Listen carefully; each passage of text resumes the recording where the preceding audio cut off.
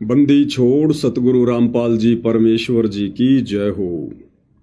परम पिता परमात्मा सारी सृष्टि के रचनहार कुल मालिक असंख्य ब्रह्मांडों के स्वामी जगत गुरु तीनों लोकों में प्रवेश करके सबका धारण पोषण करने वाले राजाधिराज आत्माधार नाथों के नाथ देवों के देव महादेव सर्वेश्वर महेश्वर मृत्युंजय अजरो अमर आदि अनादि सनातनी प्रभु जगत पिता जगदीश्वर श्री श्री एक झार आठ की उपाधि के वास्तविक अधिकारी अकाल मूरत शब्द स्वरूपी राम वासुदेव सर्वगतम ब्रह्म परम पूज्य प्रथम पूज्य परम संत परम पुरुष परम धनी परम दयालु सत्य कबीर हक्का कबीर अल्लाहु कबीर अल्लाहु अकबर बाखबर अल्लाह ताला जगत के तारणहार जगत के मुक्तिदाता जगत के जगन्नाथ हारे के सहारे हिंदुओं के राम मुसलमानों के अल्लाह सिखों के वाहिगुरु ईसाइयों के मसीह दया के सागर दयानिधि करुणा के सागर करुणानिधि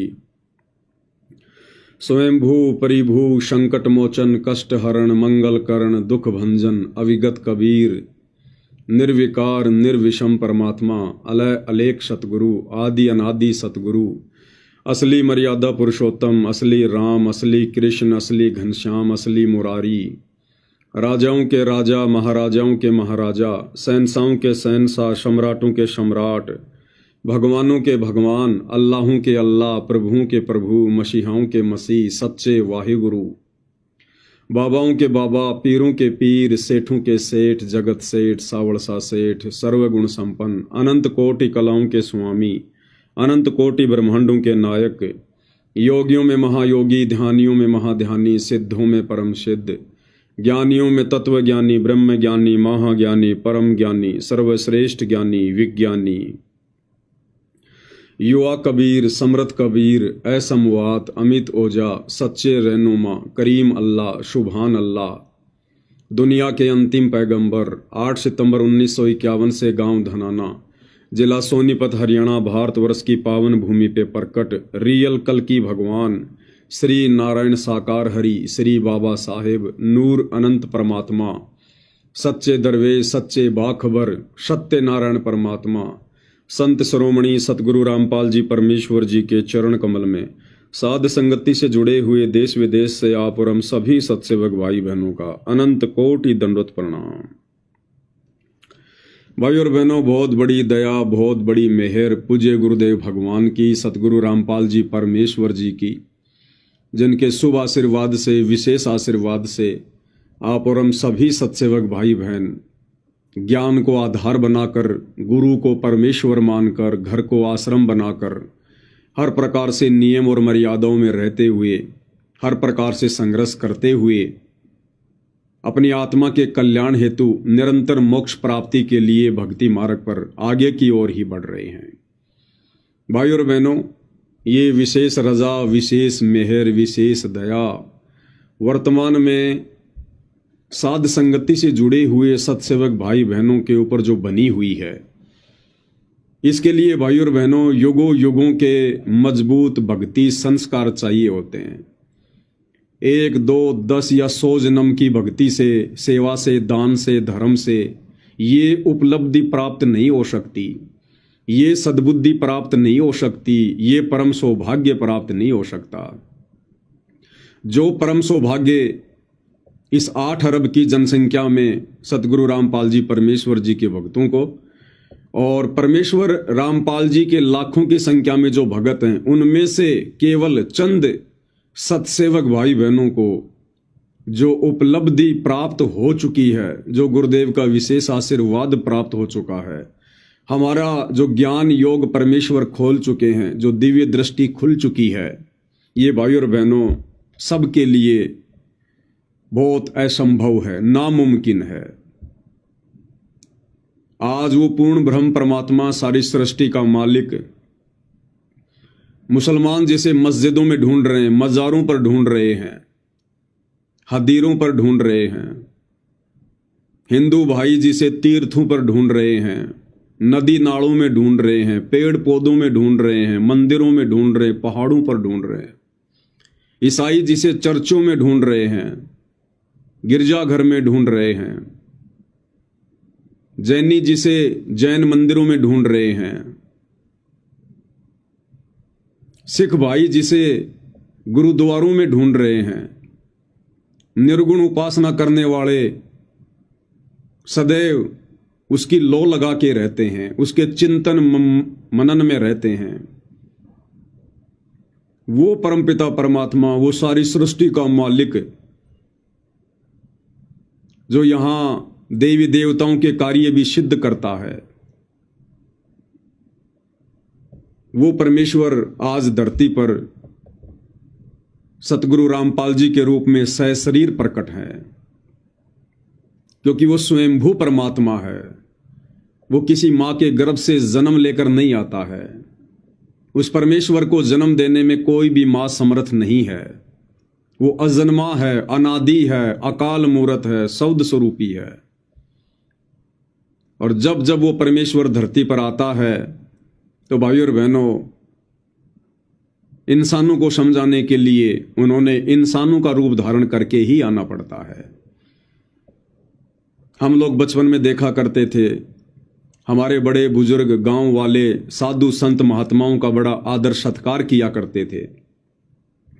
साधु संत महात्मा यदि गुस्से में आकर गालियां भी निकाल देते थे, यदि वो क्रोध भी करते थे, तो भी जो गृहस्थी व्यक्ति होते थे वो हाथ जोड़कर नीची गर्दन करके ही खड़े रहते थे। कारण क्या था? इस आत्मा को एक डर है, एक भय रहता है सदा कि ना जाने परमात्मा किस रूप में आ जाए। और विशेषकर साधु संत महात्माओं के रूप में हम परमात्मा को देखा करते हैं, ढूंढा करते हैं। और परमात्मा भी अपनी वाणी में कहते हैं कि मेले खेड़े जाइए, मेले बड़ा मिलाप, और पत्थर पानी पूजते कोई साधु संत मिल जात। ना जाने परमात्मा किस रूप में कहाँ टकरा जाए। इसलिए हम साधु संतों का बड़ा आदर सत्कार किया करते थे, क्योंकि परमेश्वर साधु संत रूप में ही आते हैं, इस आत्मा को पता है। और आज वो पूर्ण ब्रह्म परमात्मा कबीर देव, कबीर अग्नि, अल्लाहू का अल्लाह संत रूप में, तत्वदर्शी संत रूप में, साधु रूप में, सतगुरु रामपाल जी के स्वरूप में, स्वरूप भी नहीं कह सकते, क्योंकि जो स्वरूप हम वर्तमान में पूज्य गुरुदेव भगवान का देख रहे हैं, यही इनका मूल स्वरूप है, वास्तविक स्वरूप है। ये इनका सतलोकीय स्वरूप है। वैसे तो परमेश्वर शब्द स्वरूपी है, उनका शब्द रूप है। शब्द रूप का मतलब होता है शक्ति,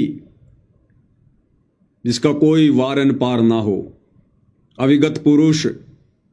शब्द से वो परमात्मा जो चाहे रूप धारण कर ले, कितने ही रूप धारण कर ले। नामा और रैदास रसीला, कोई न जाने अवगत की लीला। लेकिन फिर भी परमेश्वर जिस रूप में अपने ऊपर के 4 लोकों में विराजमान है, अनामी लोक में अनामी पुरुष के रूप में, अगम लोक में अगम पुरुष के रूप में, अलख लोक में अलख पुरुष के रूप में, और सत्य लोक में सत्य पुरुष के रूप में, और जिनका वैदिक नाम है कबीर देव, आज वो परमेश्वर हमारे पूज्य गुरुदेव भगवान स्वयं धरती पर प्रकट हैं। आप और हमारी आत्मा के कल्याण के लिए प्रकट हैं, हमें मोक्ष दिलाने के लिए प्रकट हैं। तो ये परम सौभाग्य भाइयों और बहनों ऐसी वैसी आत्माओं को प्राप्त नहीं हो सकता। ये परम सौभाग्य वर्तमान में उन तीनों देवताओं ब्रह्मा विष्णु महेश को भी प्राप्त नहीं है, 33 करोड़ देवी देवताओं को भी प्राप्त नहीं है, 9 नाथ 84 सिद्धों को भी प्राप्त नहीं है, इन बड़े बड़े पंडित और विद्वानों को भी प्राप्त नहीं है, जो सौभाग्य परमेश्वर ने आप और हम चंद आत्माओं के ऊपर बख्शा है। तो भाइयों और बहनों, फिर आप और हमारी भी कुछ जिम्मेदारियां बनती हैं, हमारे भी कुछ कर्तव्य हैं।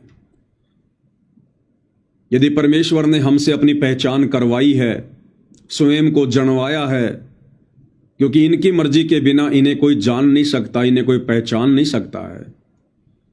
एक सत्संग में पूज्य गुरुदेव भगवान ने बताया कि जिंदा बाबा के रूप में जब कबीर परमेश्वर आदरणीय गरीबदास जी की आत्मा को सतलोक लेकर गए, तो बीच में धर्मराज के लोक में लेकर गए, धर्मराज के लोक में।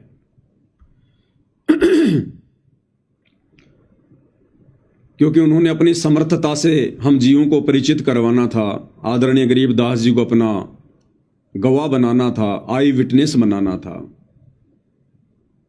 तो आदरणीय गरीबदास जी ने देखा कि जैसे ही परमेश्वर जिंदा बाबा के रूप में धर्मराज के दरबार में प्रवेश हुए, धर्मराज का सिंहासन हिलने लगा। वो धर्मराज जो तीनों लोकों का अकाउंट रखता है, ब्रह्मा विष्णु महेश की फाइल भी जिसकी टेबल पर पड़ी रहती है, 33 करोड़ देवी देवताओं की फाइल जिसके हाथ में है, वो सबका लेखा जोखा करता है एक ब्रह्मांड में। उस धर्मराज का सिंहासन हिलने लगा। उसको चिंता होने लगी, भय सताने लगा कि ये कौन परम शक्ति आ रही है। और जब गरीबदास जी के साथ में परमेश्वर वहां उपस्थित हुए, प्रकट हुए, तो धर्मराज ने खड़े होकर उनके चरण लिए मुकुट समेत। अब इसमें सबसे बड़ी बात क्या है भाई और बहनों, सबसे बड़ी बात इसमें क्या है? इसमें गुरुदेव भगवान ने जो सबसे अहम बात बताई, जिस बात को जानना आप और हमारे लिए बहुत जरूरी है, वो बात यह है कि जब परमात्मा आदरणीय गरीबदास जी के साथ में वहां दरबार में उपस्थित हुए, प्रकट हुए, तो गुरुदेव भगवान ने बताया कि बच्चों, गरीबदास जी को तो परमात्मा जिंदा बाबा वाले रूप में ही दिखाई दे रहे थे जो नीचे से गए थे, परंतु धर्मराज को वो वास्तविक रूप दिखाई दे रहा था, असली रूप दिखाई दे रहा था, जिस रूप में परमात्मा त्रिकुटी पर बैठे रहते हैं, त्रिकुटी पर वो रूप उनको दिखाई दे रहा था उस समय वहां पर।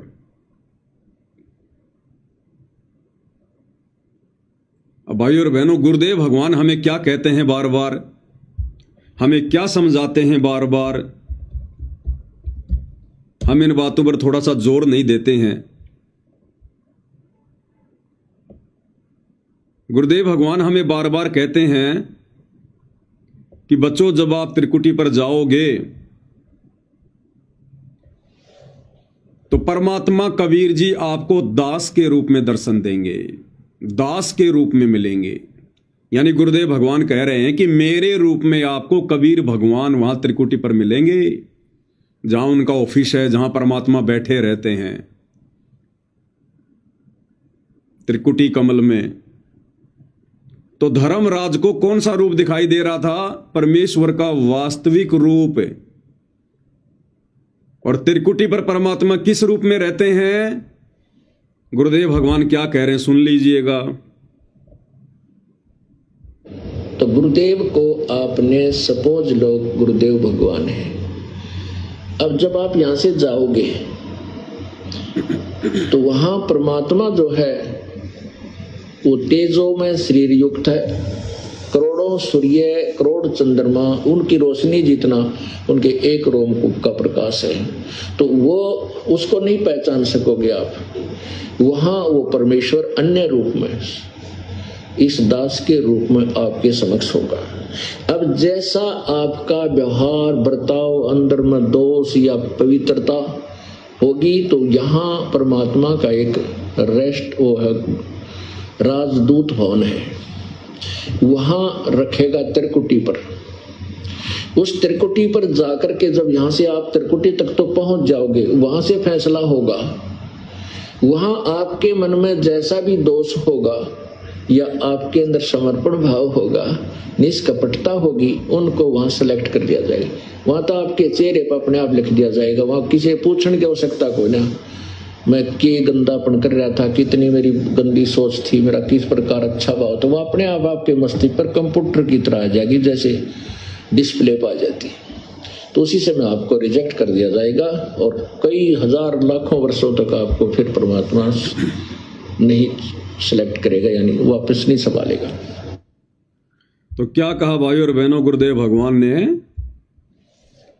कि जब तुम त्रिकुटी पर जाओगे तो वहां परमात्मा इस दास के रूप में यानी हमारे पूज्य गुरुदेव भगवान के रूप में मिलेंगे। तो उस समय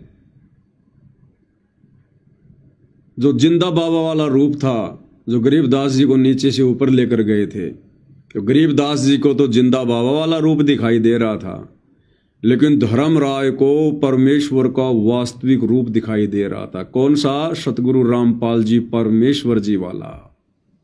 ये रूप जो आप सभी भाई बहन देख रहे हैं, पूर्ण ब्रह्म परमेश्वर, इस रूप को देखकर वो थरथर कांपने लगा, क्योंकि उनको पता है कि यहां परमेश्वर का एक राजदूत भवन है और वहां परमेश्वर बैठे रहते हैं, और उनके अलावा तीनों लोकों में कोई ऐसा नहीं है जो मेरे सिंहासन को हिला दे। तो भाई और बहनों, आज आप और हम उस परम शक्ति की शरण में हैं, उस परम पिता परमेश्वर की शरण में हैं, जो अपनी गैर हाजिरी में तीनों लोकों में प्रवेश करके शुभ का धारण पोषण करता है। उस धर्मराज को भी वो अकाउंट करने की ड्यूटी, सबका लेखा जोखा रखने की ड्यूटी इसी कबीर परमेश्वर सतगुरु रामपाल जी ने बख्शी हुई है। आज आप और हम ऐसी परम शक्ति की शरण में हैं। अब भाई और बहनों, इतना सब कुछ समझ में आने के बाद, क्योंकि ये समझाने के लिए तो ही परमेश्वर ने पिछले 30 वर्षों से इतना संघर्ष किया है, गांव गांव जाकर सत्संग किए हैं, नगर नगर जाकर परमेश्वर ने प्रवचन किए हैं, आप और हमारे लिए डीवीडी, सीडी, मेमोरी कार्ड, ये सब कुछ बनाए हैं। इतना प्रयास किया है परमात्मा ने, एक आम व्यक्ति की भूमिका करते हुए, लीला करते हुए। तो अब भाई और बहनों, आप और हमारे अंदर बिल्कुल भी परमेश्वर की पहचान को लेकर कच्चापन नहीं रहना चाहिए। हमने अब शौपन में भी अपने पूज्य गुरुदेव भगवान के अलावा किसी और में परमात्मा के दर्शन नहीं करने चाहिए। दुनिया हमें कितना ही भटकाने और भरमाने का प्रयास क्यों ना करे, हमारे भगत भाई हमें कितना ही भटकाने और भरमाने का प्रयास क्यों ना करें, लेकिन हमारी अंतरात्मा ने जो स्वीकार कर लिया है, हमने उसके ऊपर दृढ़ रहना है, दृढ़। और कहते हैं कि भगवान तो कण कण में है, कण कण में, घट घट में है परमात्मा, घट घट में। और परमेश्वर की स्वयं की वाणियां हैं, अमर वाणियां, जिनको कोई जुठला नहीं सकता। मोकू कहां ढूंढे रे बंदे, मैं तो तेरे पास में। घट ही में गंगा, घट ही में जमुना, और घट ही में है जगदीश सतगुरु तारेंगे। स्वर्ग सात आसमान पर भटकत है मनमूड, अरे वो खालिक तो खोया नहीं, इसी महल में ढूंढ। तो अब हमने धोखा नहीं खाना है भाई और बहनों, बिल्कुल भी, किसी भी कीमत पर। ये हमारे विश्वास की अंतिम परीक्षा चल रही है, अंतिम परीक्षा। और दास की जिम्मेदारी बनती है कि आप सभी भगत भाई बहनों को मैं समय से पहले ही अवगत करवा दूं, परिचित करवा दूं।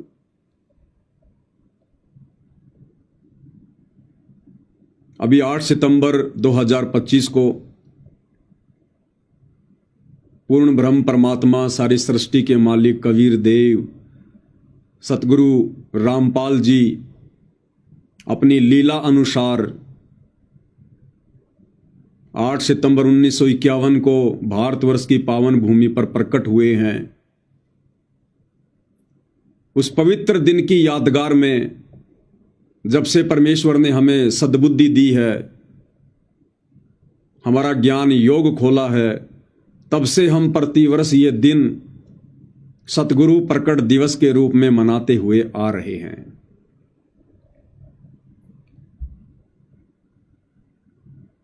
और हमने यह दिन पूज्य गुरुदेव भगवान की गैर हाजिरी में, यानी सूक्ष्म रूप में, नूरी रूप में, तेजोमय रूप में, परोक्ष रूप में, परमेश्वर हम सबके साथ में हैं। उनके बिना हम इस भक्ति पर एक कदम चल ही नहीं सकते। कोई चल के तो दिखा दो, कोई माई का लाल, इस भक्ति पर एक कदम भी। अब बहुत सारे भाई बहन कहेंगे हम चल रहे हैं भाई, हम तो दाढ़ी मूंछ वाले कबीर जी को भगवान मान रहे हैं और हम तो शतलोक आश्रमों से जुड़े हुए हैं, हम तो भक्ति कर रहे हैं, हम चल रहे हैं भक्ति मार्ग पर। वो चल नहीं रहे भाई और बहनों, वो चल नहीं रहे, वो चलते हुए दिखाई दे रहे हैं और उनको भरम है कि हम भक्ति पर सही चल रहे हैं। जब हम छोटे छोटे थे या आज भी, जब कोई व्यक्ति ट्रेन का सफर करता है और जब ट्रेन अपनी फुल स्पीड पे होती है और आदमी जब खिड़की से देखता है, तो जब हम छोटे छोटे थे तो हम ये कहा करते थे कि देखो देखो वो पेड़ पौधे भाग रहे हैं, पेड़ पौधे भाग रहे हैं, पीछे की तरफ जा रहे हैं पेड़ पौधे। तो हमारे घर वाले कहते थे, रे बुद्धू, ये पेड़ पौधे नहीं भाग रहे, ये ट्रेन भाग रही है, पेड़ पौधे तो वहीं रुके हुए हैं। तो इन सतलोक आश्रमों से जुड़े हुए भाई बहनों को ये भ्रम है कि हम भक्ति मार्ग पर आगे बढ़ रहे हैं, आगे बढ़ रहे हैं हम भक्ति मार्ग पर। भाई आपके कदम तो पीछे हटते जा रहे हैं, पीछे। भक्ति मार्ग पर आगे कदम बढ़ाना वो होता है जब आप अपने गुरुदेव भगवान के वचन में रहकर जो शिक्षा उन्होंने दी है, जो भक्ति का पाठ उन्होंने पढ़ाया है, जो मर्यादा उन्होंने बताई है, उनकी प्रत्येक मर्यादाओं में रहकर और मर्यादा में रहोगे तो भाई चौतरफा संघर्ष करना पड़ता है। सहज में परमात्मा नहीं मिलता। ये परमात्मा है, कोई खेत की मूली नहीं है, जब मर्जी आया उखाड़ा और खा लिया। हर प्रकार से मर्यादा, संघर्ष और फिर भी भक्ति मार्ग पर डटे रहना, काल से संघर्ष करते रहना, उसको कहते हैं भक्ति।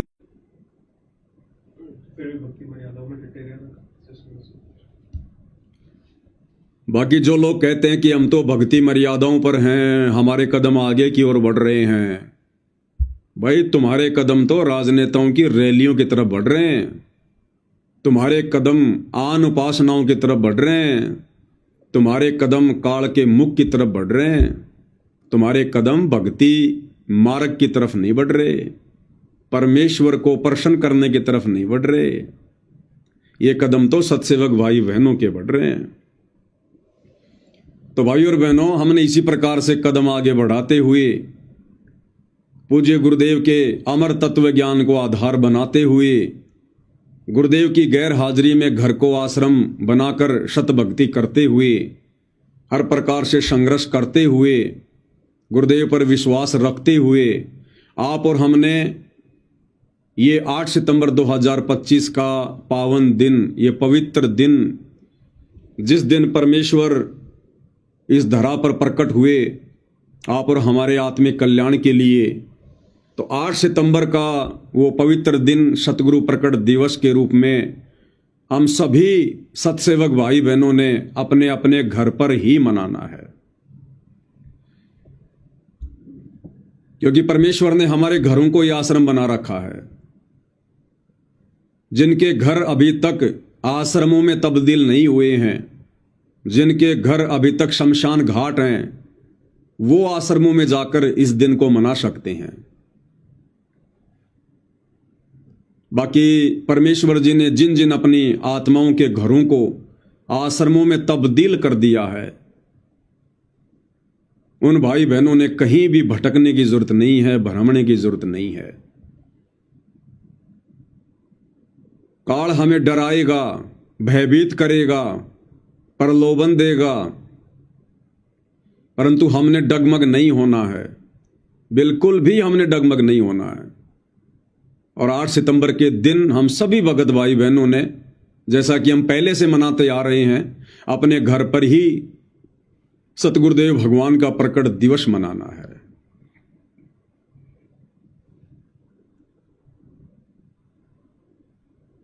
और जो भगत भाई बहन जैसी भी जिनकी श्रद्धा है, जैसी भी जिनकी आर्थिक स्थिति है, विशेषकर 8 सितंबर के दिन आप जितने प्रकार के व्यंजन बना सकते हैं, जितने प्रकार की मिठाइयाँ बना सकते हैं, जो मिठाइयां गुरुदेव भगवान ने भोग की आरती के समय लिखी हुई हैं,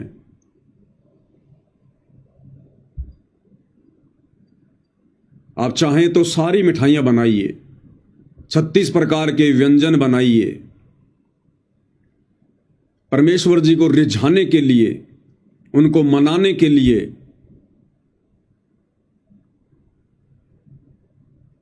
हमारे खाने के लिए नहीं, परमेश्वर को रिझाने के लिए कि परमेश्वर, हमने गीता अध्याय 3 श्लोक 13 के अनुसार आप जी को परमेश्वर के रूप में पहचान लिया है, जान लिया है, और आपके विधान अनुसार परमेश्वर ये 36 प्रकार के या 56 प्रकार के जो व्यंजन हैं, जो ये दुनिया नादानी में इन पत्थरों को लगा रही है, इन नकली और पाखंडी अज्ञानी ज्ञानहीन साधु संत महात्माओं को पूर्ण गुरु मानकर, भगवान का अवतार मानकर उनको चढ़ा रही है, ये परमेश्वर, इन व्यंजनों के असली अधिकारी आप हैं। और जब घर घर में परमेश्वर को भोग लगेगा, बड़ी भोग की आरती के साथ 8 सितंबर को घर घर में परमेश्वर जी की 5 दीपक वाली आरती के साथ में आरती उतारी जाएगी, परमेश्वर बहुत प्रसन्न होंगे, अति प्रसन्न होंगे परमात्मा। ये परमात्मा भक्ति से प्रसन्न होता है, भगत के सेवा भाव से प्रसन्न होता है, भगत की भक्ति पर सच्ची लगन और श्रद्धा से प्रसन्न होता है। तो हमने तो परमात्मा ही प्रसन्न करना है, और यदि भगवान प्रसन्न हो गया तो हमारा तो काम बन गया। तो भाइयों और बहनों, भक्ति के साथ साथ हमारी परीक्षा भी चलेगी, साथ साथ चलेगी। अब इसमें आप और हमारी सबसे बड़ी परीक्षा क्या हो सकती है भाइयों और बहनों? जो दास को परमात्मा प्रेरणा कर रहे हैं, समय रहते आपके सामने ये बातें रख दूं ताकि कल को कोई भाई बहन भ्रमित ना हो। ये समय हमारी परीक्षा का है, अभी हमारी परीक्षा समाप्त नहीं हुई है। वैसे तो अंतिम श्वास तक हमारी परीक्षा चलेगी। परमात्मा कहते हैं, हंसा तब लग डर कर रहे जब तक पिंजड़ श्वास। जब तक भगत के शरीर में श्वास हैं, प्राण हैं, तब तक भक्ति मार्ग पर डर कर ही भक्ति करते रहना है। पाकी फसल देख कर गरबैयो मत किसान, अबहू तो झोले बहुत हैं, भाई घर आले तब जान। तो वैसे तो भक्ति मार्ग पर अंतिम श्वास तक काल हमारे पीछे रहेगा, हालांकि वो बिगाड़ कुछ नहीं पाएगा यदि हम परमेश्वर की मर्यादाओं में रहेंगे तो, लेकिन कोशिश अपनी पूरी करेगा। लेकिन हमारी जो मुख्य परीक्षा है, जो सन 2014 बरवाला कांड के बाद से शुरू है, यानी जिस दिन गुरुदेव भगवान बरवाला कांड के माध्यम से शारीरिक तौर पर दुनिया की नजरों में हिसार की छोटी जेल में जाकर बैठे थे, वो दिन हमारी परीक्षा का दिन शुरू था, स्टार्ट था। और जिस दिन गुरुदेव भगवान सांसारिक दृष्टि में शारीरिक रूप से अपने मिशन को पूरा करके हिसार की छोटी जेल से बाहर आएंगे, पूर्णतया सांसारिक लोगों के बीच में निर्दोष होकर, निष्कपट होकर, बाइज्जत बरी होकर, वो दिन भाइयों और बहनों हमारी परीक्षा का अंतिम दिन होगा, अंतिम दिन। और इस बीच में यह काल पूरी तरह से भरमाने का प्रयास करेगा। तो वैसे तो दास 2 दिन पहले इस विषय पर वीडियो बना चुका है। अगर ज्ञान आधार से विवेचन किया जाए तो परमेश्वर उस विनाशकारी समय में ही आएंगे। लोग उन्हें कंधों पर बैठा कर लाएंगे, उनकी जय जयकार करते हुए उन्हें बाहर लाएंगे, अपनी गलतियों की क्षमा याचना करते हुए उन्हें बाहर लेकर आएंगे। लेकिन भाई और बहनों, परीक्षा के लिए परमात्मा कुछ भी कर सकता है, कोई भी खेल खेल सकता है, कोई भी लीला परमात्मा कर सकता है। परमेश्वर बीच में भी आ सकते हैं, कोई बड़ी बात नहीं है, वो तो उनकी मर्जी है, उनकी मौज है। हम कुछ नहीं कह सकते, कुछ नहीं कर सकते।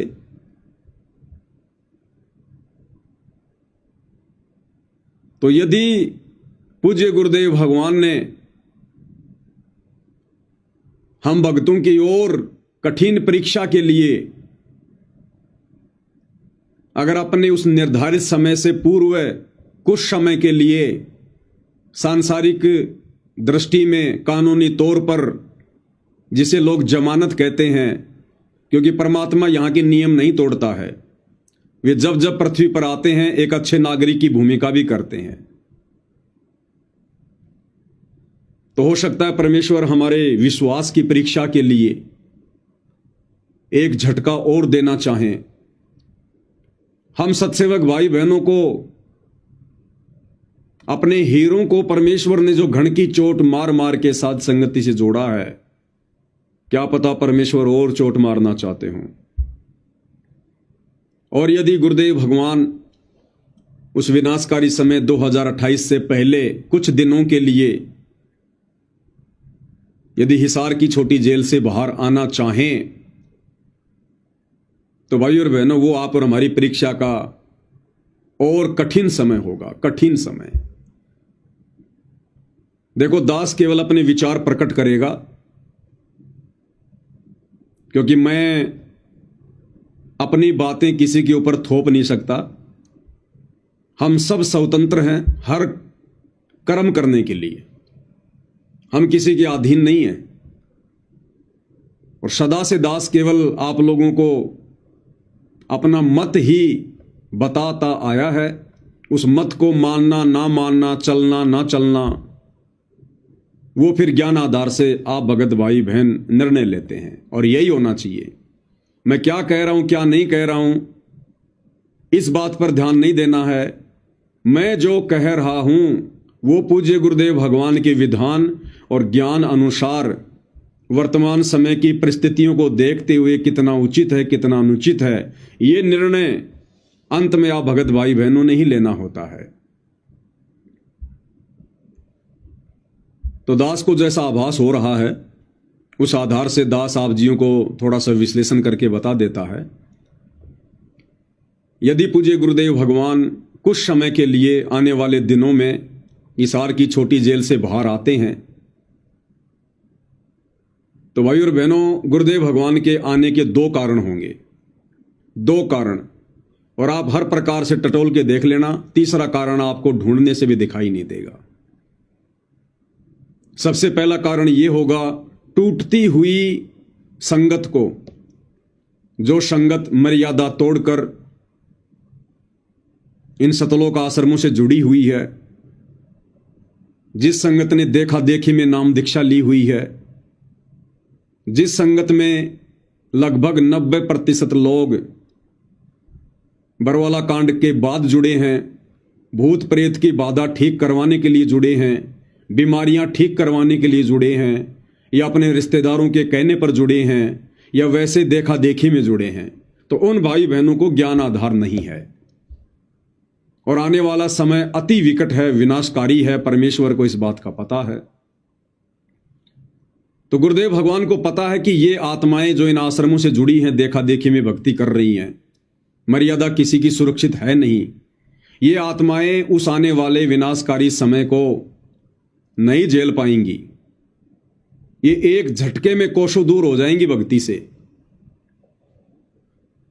तो हो सकता है परमेश्वर उन आत्माओं को थोड़ी हिम्मत देने के लिए कि यदि मैं एक बार बीच में कुछ दिनों के लिए सांसारिक तौर पर जमानत पर, या जिसको कहते हैं पैरोल, जिस प्रकार राम रहीम जी आते हैं पैरोल पर, 40-40 दिन की पैरोल पर, तो हो सकता है परमेश्वर उन सतलोक आश्रमों से जुड़ी हुई कमजोर आत्माओं को थोड़ी हिम्मत देने के लिए, उनको दर्शन देने के लिए कुछ समय के लिए बाहर आ सकते हैं, ताकि उन आत्माओं को थोड़ी सी दृढ़ता मिल जाए जिनको सारा दिन यही सुनने को मिलता है कि तुम्हारे गुरुजी जेल से बाहर नहीं आएंगे, तुम्हारे गुरु भगवान है तो जेल से बाहर तो निकल के दिखाओ, जो आत्माएं डगमग हैं, जिनका विश्वास दृढ़ नहीं है, जो काल की मार को झेल नहीं सकती हैं, हो सकता है उन आत्माओं को उस विनाशकारी समय से पहले थोड़ी हिम्मत देने के लिए, दृढ़ता देने के लिए, ताकि उन आत्माओं को एक नई हिम्मत मिले कि अगर गुरुदेव भगवान जमानत पर आए हैं तो परमानेंट भी आएंगे, क्योंकि इतना विश्वास उनको नहीं है, क्योंकि आजीवन उम्र कैद की 2-2 मामलों में गुरुदेव को सजा हो रखी है। तो ज़्यादातर आत्माओं को और इन आश्रमों के जो मुखिया हैं, जो कोऑर्डिनेटर लोग हैं, गुरुदेव का कलयुगी परिवार है, इनको तो इस बात का बिल्कुल भी विश्वास नहीं है कि गुरुजी कभी परमानेंट भी बाहर आ सकते हैं। तो हो सकता है परमेश्वर उन आत्माओं को थोड़ी हिम्मत देने के लिए ये लीला भी कर सकते हैं परमेश्वर। और दूसरा कारण क्या होगा भाई और बहनों, आप और हम सत्सेवक भाई बहनों की अग्नि परीक्षा होगी। अग्नि परीक्षा। अब उस समय हम भाई बहनों का क्या निर्णय होगा? दास अपने विचार व्यक्त कर रहा है, जैसा कि मुझे गुरुदेव भगवान ने प्रेरणा की है कि मैं पवन दास इस अग्नि परीक्षा को किस प्रकार से लूंगा। तो मैं अपने विचार आप भाई बहनों के सामने रख रहा हूं, क्योंकि हमने अपने आत्म कल्याण को देखना है। हमने इस ज्ञान को आधार बनाकर आगे बढ़ना है। भावनाओं में बहने का मार्ग नहीं है, आंखों से आंसू निकाल कर आगे बढ़ने का मार्ग नहीं है, जोश में होश खोकर भक्ति बर्बाद करने का समय नहीं है। यदि गुरुदेव भगवान कुछ समय के लिए आ भी जाते हैं तो फिलहाल तो परमेश्वर इन आश्रमों में ही आएंगे, क्योंकि ज्यादातर संगत इन आश्रमों से जुड़ी हुई है। तो भाई और बहनों, दास की भी अग्नि परीक्षा है। तो दास उस समय भाई और बहनों उन आश्रमों में नहीं जाएगा। अब यहां पर जो कमजोर आत्माएं होंगी वो तुरंत अपने विचार व्यक्त कर देंगे काल प्रेरणा से कि देखो भाई, हम तो पहले ना कहा करते थे कि ये पवनदास पक्का काल का दूत है। जब कल को गुरुजी आएंगे तब भी ये यही कहेगा कि नहीं नहीं नहीं, गुरुजी तो हमारे घर पर ही हैं, गुरुजी तो हमारे साथ में ही हैं, हम नहीं जाएंगे, हम नहीं जाएंगे। तो भाई और बहनों, वो तो उनकी सोच है बेचारों की, उन तो सदा से ऐसी सोच रही है उनकी तो। लेकिन हम क्यों नहीं जाएंगे? क्योंकि गुरुदेव भगवान तो हमें बुलाएंगे नहीं, क्योंकि परीक्षा अभी समाप्त हुई नहीं है। अभी परीक्षा समाप्त हुई नहीं है, तो गुरुदेव भगवान तो हमें बुलाएंगे नहीं, और इन सतलोक आश्रम वालों के कहने से हम जाएंगे नहीं। ना हम इनके पीले पर्चों पर विश्वास करते हैं, ना हम इनके कोऑर्डिनेटरों के मनमुखी आदेशों पर विश्वास करते हैं। जब वर्तमान में नहीं कर रहे तो हम कल को भी नहीं करेंगे, क्योंकि ये लोग भक्ति मार्ग में रिजेक्ट हैं, ये लोग फैल हैं, ये लोग काल की गुलामी कर रहे हैं, काल का कार्य सिद्ध कर रहे हैं। तो पूज्य गुरुदेव भगवान तो कहेंगे नहीं कि भाई सत्सेवकों तुम आ जाओ, साथ संगत वालों तुम आ जाओ, आशीर्वाद ले लो, दर्शन कर लो। परमात्मा नहीं कहेंगे।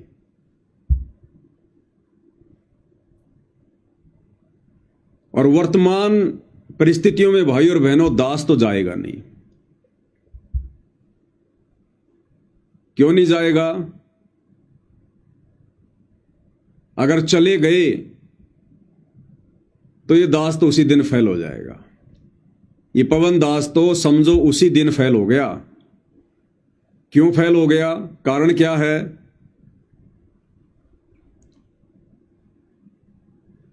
आज गुरुदेव भगवान ने आप और हमारे ऊपर जो रजा बख्शी हुई है, जो दया बख्शी हुई है, जो सद्बुद्धि बख्शी हुई है, और जिस प्रकार से घर बैठे हमसे भक्ति करवा रहे हैं, ये भक्ति संगत में कोई नहीं कर रहा। सत्सेवकों के अलावा 21 ब्रह्मांड में पूर्ण ब्रह्म परमेश्वर कबीर देव, सतगुरु रामपाल जी की शास्त्र अनुकूल यथार्थ सत भक्ति जिस प्रकार से सत्सेवक भाई बहन अपने अपने घरों पर कर रहे हैं, ये भक्ति इस ब्रह्मांड में कोई नहीं कर रहा है।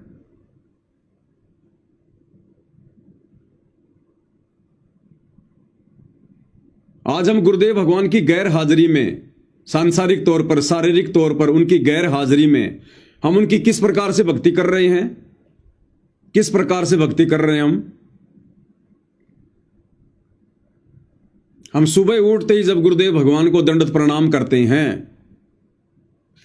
सबसे पहले मंगलाचरण बोलते हैं, उसके बाद समरथ साहेब रत्न उजागर ये 9 वाणियां बोलते हैं,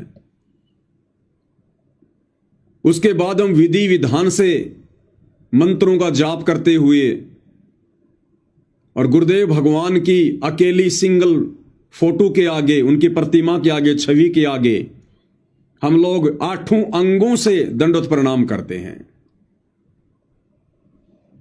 और यदि हम वहां आश्रम में जाएंगे तो इस विधि से वहां हमें ये काल वर्तमान में दंडवत भी नहीं करने देगा। हमें वहां पर 1 घंटे भी नहीं रुकने दिया जाएगा, 1 घंटे भी, क्योंकि आश्रमों पर काल का पहरा है। और यदि आपने सतभक्ति करनी है तो अपने घर पर करो, काल वहां नहीं करने देगा। 1 घंटे के अंदर अंदर आपका हाथ पकड़ के आपको वहां से बाहर निकाल दिया जाएगा। नहीं निकलोगे तो घसीट कर, मार पीट कर निकाला जाएगा। क्योंकि ये वही लोग हैं जो सतलोक आश्रम बरवाड़ा में रहते थे, सतलोक आश्रम करोथा में रहते थे। बदला कुछ नहीं है इनका। फिर हम क्या करते हैं, भंडारा करने से पहले हम पूज्य गुरुदेव भगवान को भोग की आरती के साथ में हलवे राम का और भंडारे का भोग लगाते हैं। आज उनकी प्रतिमा के आगे उनको सूक्ष्म रूप में, शब्द रूप में घर पर विराजमान मानकर, उनका आसन लगाकर, कल को यदि आप आश्रम में जाओगे गुरुदेव के आने के बाद, इस परीक्षा के समय में जब गुरुदेव भगवान परमानेंट आ जाएंगे, उस समय की बात नहीं कह रहा दास, वर्तमान समय की, यदि गुरुदेव पैरोल पर आते हैं तो जब हम आज उनकी गैर हाजिरी में और गुरुदेव भगवान को गीता अध्याय 3 श्लोक 13 के अनुसार, विधि विधान अनुसार भोग लगाए बिना अन्न का दाना भी ग्रहण नहीं करते हैं, तो आपको आश्रम में कौन भोग लगाने देगा भाई? आपको उस आश्रम में कौन भोग लगाने देगा? कौन आपको वहां पर हलवा बना के देगा? या कौन आपको हलवा बनाने देगा? कौन आपको खड़े होके भोग की आरती करने देगा वहां पर?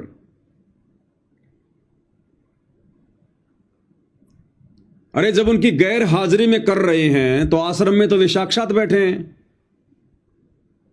फिर साक्षात परमेश्वर को भोग लगाए बिना हम कैसे अन्न जल ग्रहण कर सकते हैं?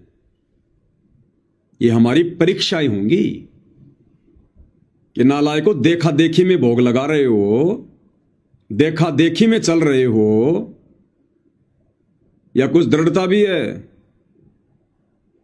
तो बताइए वहां आपको कौन भोग लगाने देगा? यदि आपने बिना भोग लगाए खाया तो इसका मतलब वर्तमान में आप ढोंग कर रहे हो, पाखंड कर रहे हो, दिखावा कर रहे हो, ड्रामा कर रहे हो। वो अंतर्यामी तो वहां बैठा बैठा सब कुछ देख रहा है। अंतर्यामी गुरुदेव तो अंदर बैठे बैठे सब कुछ देख रहे होंगे। फिर हम क्या करते हैं, जैसे ही संध्या आरती का समय होता है, हम 5 दीपक वाली आरती के साथ पूज्य गुरुदेव भगवान की आरती उतारते हैं। ये विधान है, पाती पंच पोहप कर पूजा, देव निरंजन और न दूजा। अब यदि आप आश्रम में गए और संध्या आरती शुरू हुई तो आप वैसे तो आरती करोगे नहीं जैसा कि ये आश्रम वाले भाई बहन करते हैं। ये तो केवल फॉर्मेलिटी करते हैं।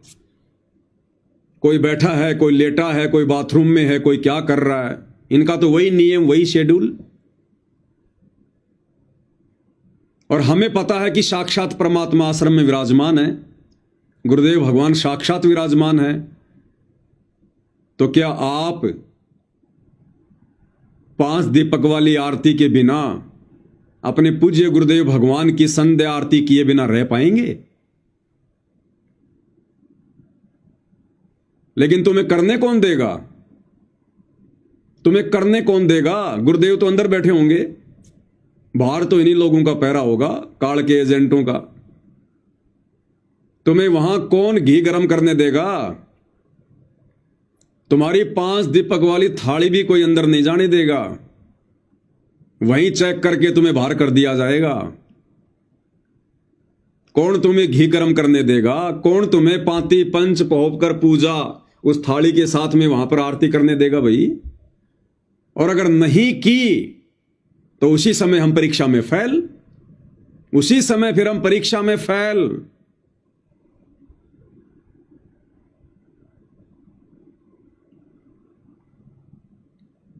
अब कोई ये शाना ना बने कि भाई ये तो हमारी मजबूरी होगी, ये तो हमारी मजबूरी होगी। कल को कुछ होगा तो कह देंगे गुरुजी हम तो करना चाहते थे लेकिन हमें करने नहीं दिया गया। तो परमात्मा एक ही जवाब देंगे कि गधे, जब तू प्रतिदिन अपने घर पर मुझे शब्द रूप में उस आसन के ऊपर विराजमान करके, तू फॉर्मेलिटी के लिए तो नहीं कर रहा होगा ना। अगर इतना लंबा चौड़ा बेड लगाया है तो ये सोच के लगाया होगा ना कि ये तो पूर्ण परमात्मा है, अनंत कोटि कलाओं का स्वामी है, इनके द्वारा अनंत रूप हैं, ये परमेश्वर तो किसी न किसी रूप में, सूक्ष्म रूप में, शब्द रूप में अवश्य विराजमान होंगे जब हम इनकी आरती करेंगे। तो फॉर्मेलिटी तो नहीं कर रहा था ना, तुझे विश्वास था ना कि गुरुजी मेरी आरती ले रहे हैं, स्वीकार कर रहे हैं। तो जब तुझे ये विश्वास है कि मेरा गुरु मेरे घर पर है और किस विधि से गुरुदेव भगवान की मैंने आरती करनी है, किस विधि से मैंने भोग लगाना है, किस विधि से रोजाना मेरी दिनचर्या है भक्ति वाली, फिर तू यहां क्या अंडे लेने आया था? तू मुझे शरीर में मान रहा है क्या? फिर परमात्मा तुरंत वो वाणी गा देंगे, देही को सतगुरु कहे ये तो धुंधर ज्ञान, और 4 दाग आवे नहीं वाको सतगुरु जान। कि गधे, तू मुझे 5 तत्व के शरीर में जान रहा है कि गुरुजी आश्रम में आ गए, गुरुजी आश्रम में आ गए। तेरे घर पर फिर क्या काल बैठा था? क्या तू तीनों समय की आरती या सुबह और शाम की आरती दीपक के साथ में तू काल की उतार रहा था क्या? तूने मुझे शरीर में मान रखा है क्या कि शरीर रूप में आश्रम में आ गया तो तेरा गुरु आ गया? नहीं तो तेरा गुरु बाहर है ही नहीं। तेरा गुरु कोई 5 तत्व की कैद में है क्या? किस लिए आया भाई तू? किसने न्योता दिया तेरे को? क्यों आया तू? जब तू अपने घर पर मुझे विराजमान करके सारी भक्ति क्रिया कर रहा है, तेरे को विश्वास है, और बता तेरा कौन सा काम अटका? तेरा कौन सा कार्य है जो सिद्ध ना किया हो? फिर यहां क्यों आ गया भाई? जब तुझे पता है कि अभी परीक्षा चल रही है, अभी कुछ भी नहीं बदला है, तुझे यहां पर यह क्रिया नहीं करने दी जाएगी।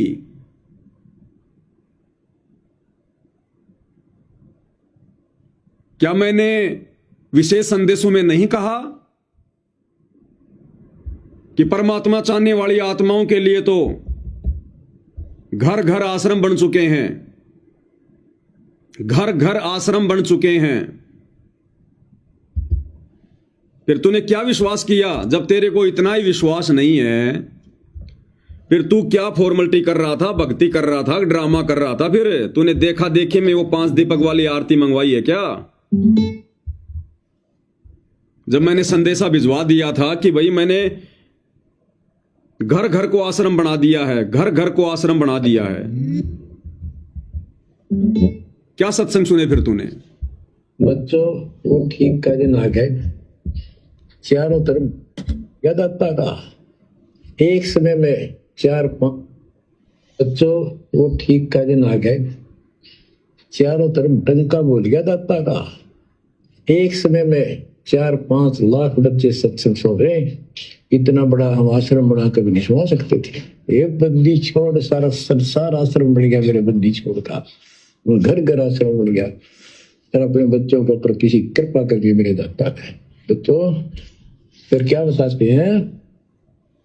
फिर क्या जवाब देंगे भाई कि बेटा जब मैंने तेरे को पहले कह दिया था विशेष संदेशों के माध्यम से कि घर घर आश्रम बन चुका है, घर घर।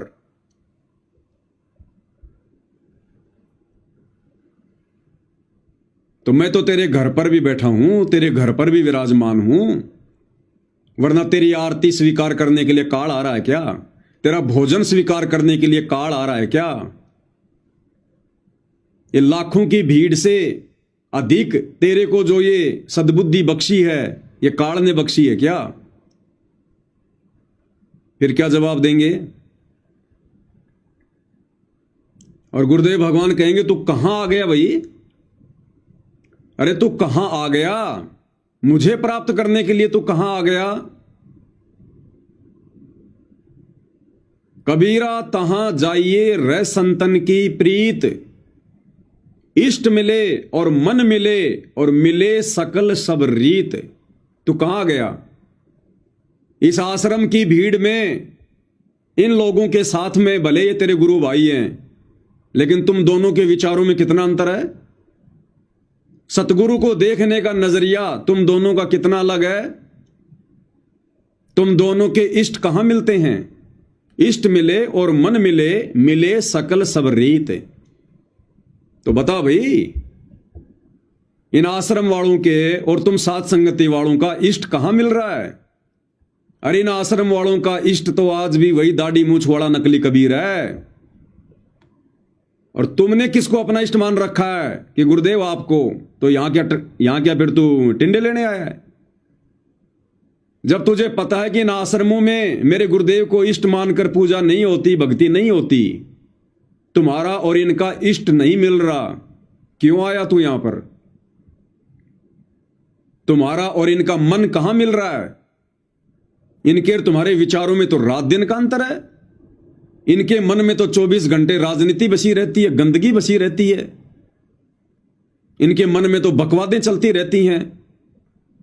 और तुम्हारा मन कितना साफ सुथरा और पवित्र कर दिया गया है साध संगति के माध्यम से। क्यों आया?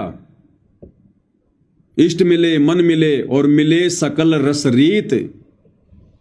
क्या तुम्हारी और इन आश्रम वालों की रीतियां मेल खा रही हैं? अरे बगुला और हंस, कभी उनके विचार एक हो सकते हैं? इनकी रीति है, ये तो अनुपासना भी करते हैं। परशुराम की जयंती में गए, नकली कबीर पंथियों की जयंती में गए सिरसा में, अयोध्या में इन्होंने भंडारा लगा दिया अनुपासकों के लिए। ये तो अनुपासना भी करते हैं। तुम्हारी और इनकी रीति कहां मिली? ये तो राजनेताओं के पीछे दौड़ते हैं, ये तो राजनीतियां भी करते हैं। तुम्हारी और इनकी रीति कहां मिल रही है? क्या तुम भी राजनीति करते हो? तो तुम्हारे और इनके जो विचार ही मेल नहीं खा रहे, तुम्हारा और इनका मन ही मेल नहीं खा रहा, तुम्हारा और इनका इष्ट ही नहीं मिल रहा, फिर क्यों आया?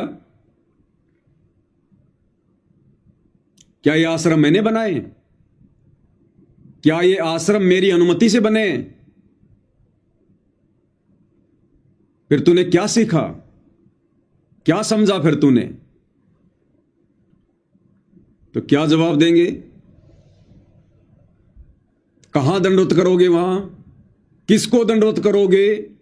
आपको एक सिंगल फोटो भी अपने परमेश्वर रामपाल जी की नहीं मिलेगी वहां पर, एक सिंगल फोटो भी। कहां दंडवत करोगे? किसको दंडवत करोगे? किसको देखोगे?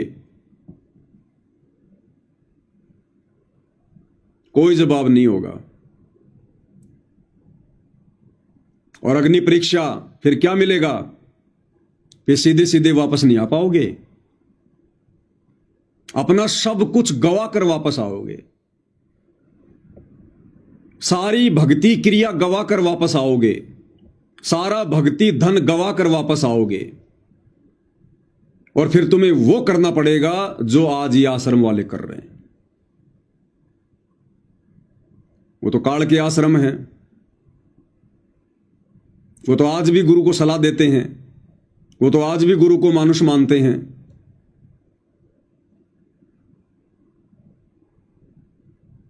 फिर तुम्हें क्या किया जाएगा? गुरु के सामने पेश किया जाएगा, क्योंकि ये लोग इन शास्त्र अनुकूल शत भक्ति वाली भक्ति क्रियाओं से तो प्रसन्न होते नहीं है। इनकी नजरों में तो हम सत्सेवक भाई बहन वैसे ही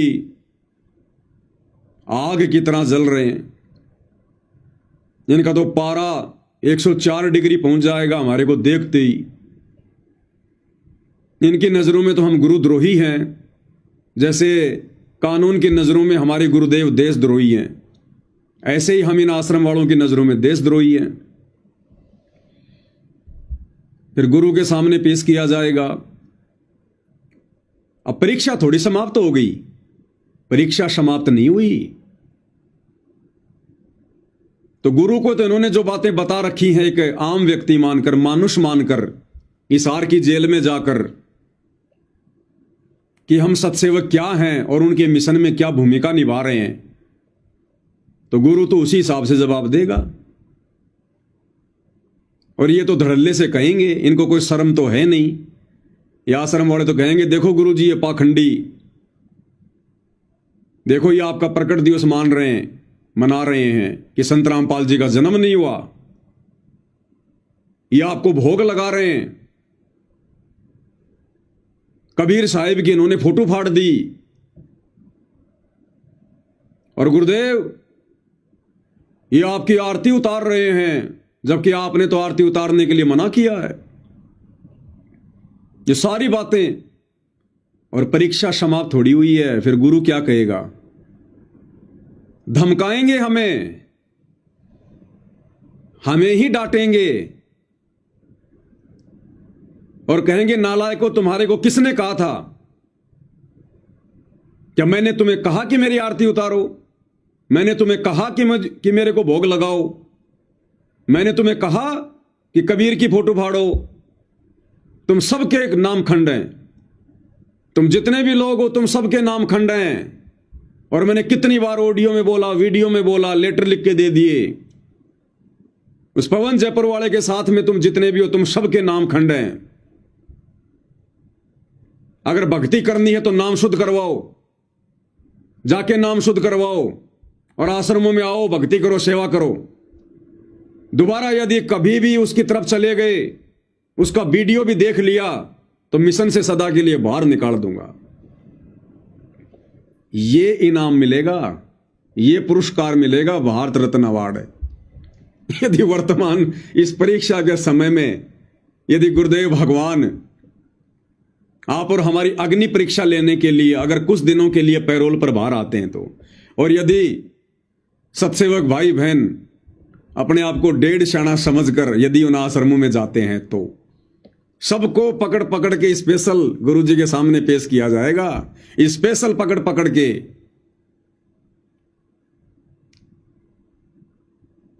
क्योंकि तुरंत पहचान में आ जाओगे तुम, तुरंत पहचान में। तुम वो वहां कर ही नहीं सकते जो वो आश्रम वाले कर रहे हैं। तो तुम्हारी भक्ति क्रिया देखकर तुम खड़े होकर आरती करोगे, बाकी लोग नीचे बैठकर करेंगे। तुम दंडोत करोगे विधि विधान से, 8 अंगों सहित, और वो पड़ेंगे ऐसे जैसे भैंस गिरती है चारे के ऊपर। जैसे कोई भूखी भैंस होती है, उसको हरा हरा चारा दिख जाए, वो तुरंत मुंह मारती है, तुरंत टूट के पड़ती है। तो ये लोग तो ऐसे पड़ेंगे टूट के। ये ना कोई मंत्र जाप करते, ना कोई समर्थ साहिब रत्न उजागर बोलते, कुछ नहीं बोलते। तो तुरंत पहचान में आओगे। फिर तुम बैठोगे तो तुम अपने गर्विद की बात नहीं करोगे, रिश्तेदारी की बात नहीं करोगे, बच्चों की रेमेणी की बात नहीं करोगे। तुम बात करोगे ज्ञान आधार से, और ये ज्ञान आधार वाली बात वहां उन लोगों को अच्छी नहीं लगेगी। तो या तो तुम्हारी जूतों से पिटाई होगी, और फिर सबसे बड़ा जूता पड़ेगा गुरुदेव भगवान का कि गधे इंसान। बड़ी मुश्किल से मैंने 20 साल ये ज्ञान देकर और पिछले 10 साल से तुम लोगों को अलग किया था। मैंने बीज बोए थे और तुम फिर आ गए यहां पर वापस।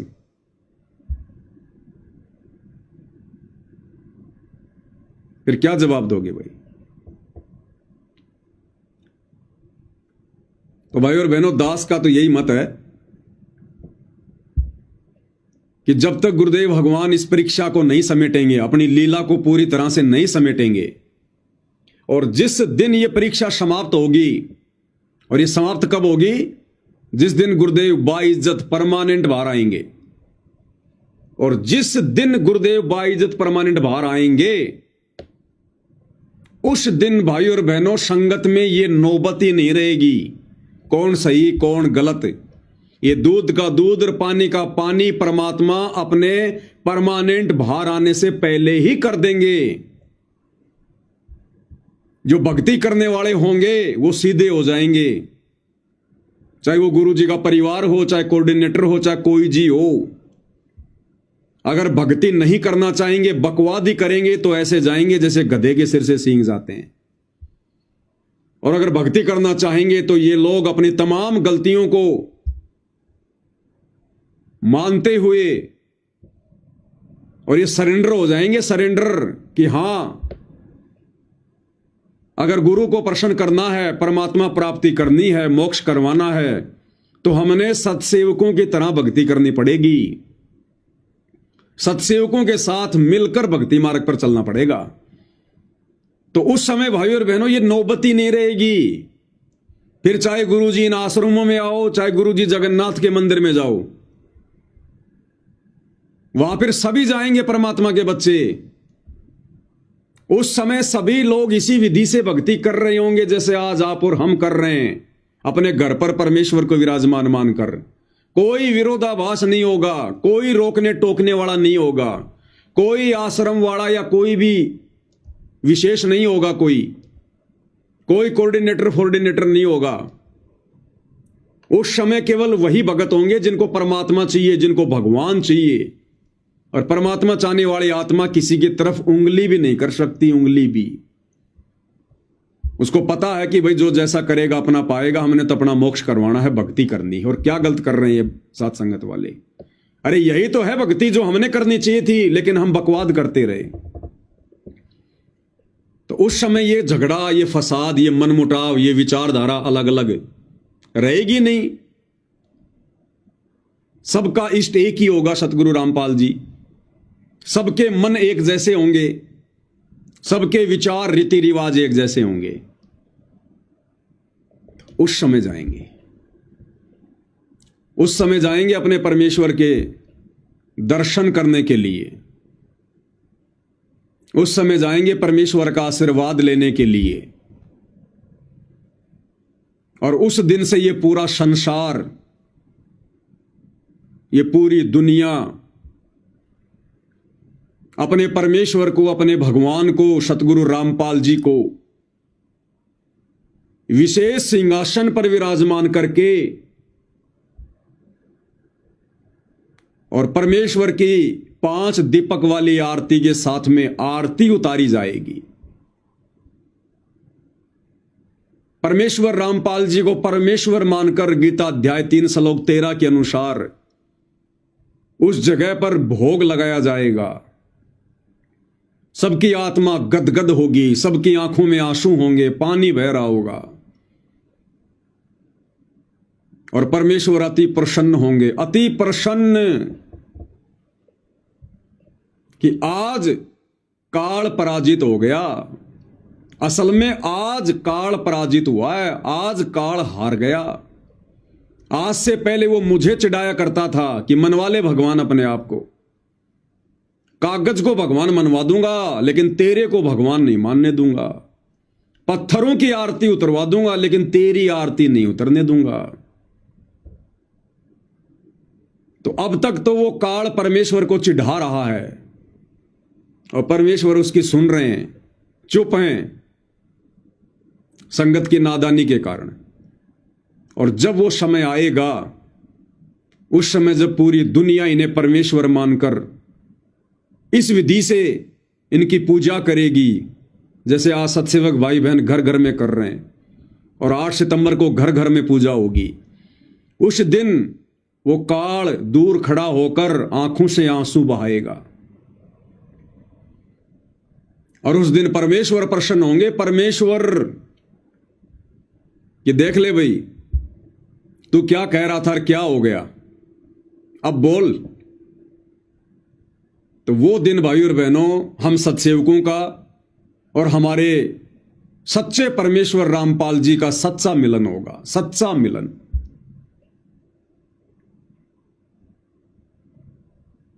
और अगर ऑपरेशन के बीच में कोई गड़बड़ की तो भैया डॉक्टर अगर नाराज हो गया तो काम बिगड़ जाएगा, सारा काम बिगड़ जाएगा। देख लो इस परीक्षा के समय में जितने लोग साथ संगति से जुड़े हुए थे और बीच में फिर अपने आप को डेढ़ शाणे समझकर या काल प्रेरित होकर और जब जब इन आश्रमों में गए हैं और गुरुदेव से बात करने का प्रयास किया है तो उनको एक ही चीज मिली है, कुसंगति, कि जो तू कर रहा था वो छोड़ दे और जो ये आश्रमों में कर रहे हैं उसको अपना ले। और इसीलिए दास बार बार कह रहा है कि इस परीक्षा के समय में गुरुदेव भगवान से मिलने का प्रयास करना यह किसी महामूर्खता से कम काम नहीं है। भगत की सबसे बड़ी मूर्खता होगी इस परीक्षा के समय में गुरुदेव से मिलना।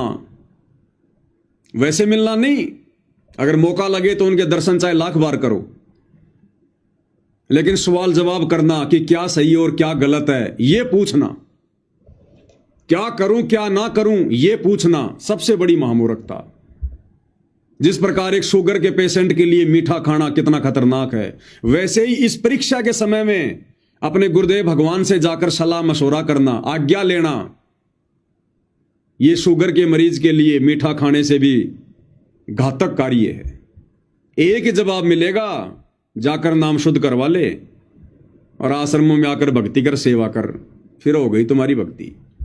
ना जियोगे ना मरोगे, क्योंकि जो आत्मिक खुराक खाने की आदत तुम्हें साथ संगति में लग चुकी है, जिस प्रकार से आरती करने की आदत है, भोग लगाने की आदत है तुम्हें लग चुकी है, उसके बाद फिर वो सारी क्रिया तुमने छोड़नी पड़ेंगी।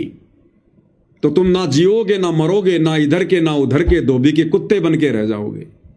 क्योंकि आत्मा तो मानेगी नहीं बिना आरती उतारे, बिना भोग लगाए, बिना सदगुरु की महिमा किए। ये आत्मा की खुराक है। और परीक्षा के बीच में, ऑपरेशन के बीच में तुमने बकवाद कर दी तो गुरु क्या बोलेगा? आ भाई नाम शुद्ध करवा और जैसा इन आश्रम में हो रहा है वही कर।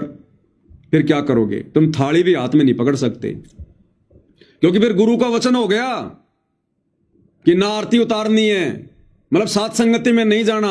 अब साथ संगति में नहीं जाना तो साथ संगति वाली भक्ति क्रिया भी नहीं करनी, तुम थाली को हाथ भी नहीं लगा सकते। फिर तुम्हें प्रतिदिन वो पाप का अन्न खाना पड़ेगा गुरुदेव भगवान को भोग लगाए बिना। फिर ना घर के ना घाट के, धोबी के कुत्ते। तो भाई और बहनों, दास कल संध्या आरती कर रहा था तो मन में ऐसे विचार आए कि परमेश्वर आप परीक्षा के लिए कुछ भी कर सकते हो, और यदि परमात्मा ऐसा हुआ तो दास क्या करे?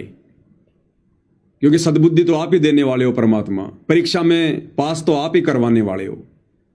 तो दास को फिर परमात्मा ने यह प्रेरणा की और दास को बिल्कुल दृढ़ता के साथ में ये बात समझ में आ गई। क्योंकि भक्ति तो हम भगवान की कर रहे हैं, अपने घर पर अपने गुरु को ही परमात्मा मान के कर रहे हैं ना। और गुरु का रूप क्या है? हम हैं शब्द शब्द हम माही, और हमसे भिन्न और कछु नहीं।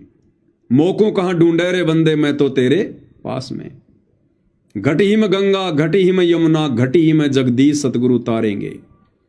स्वर्ग सात आसमान पर भटकत है मन मोड़, वो मालिक तो खोया नहीं इसी महल में ढूंढ।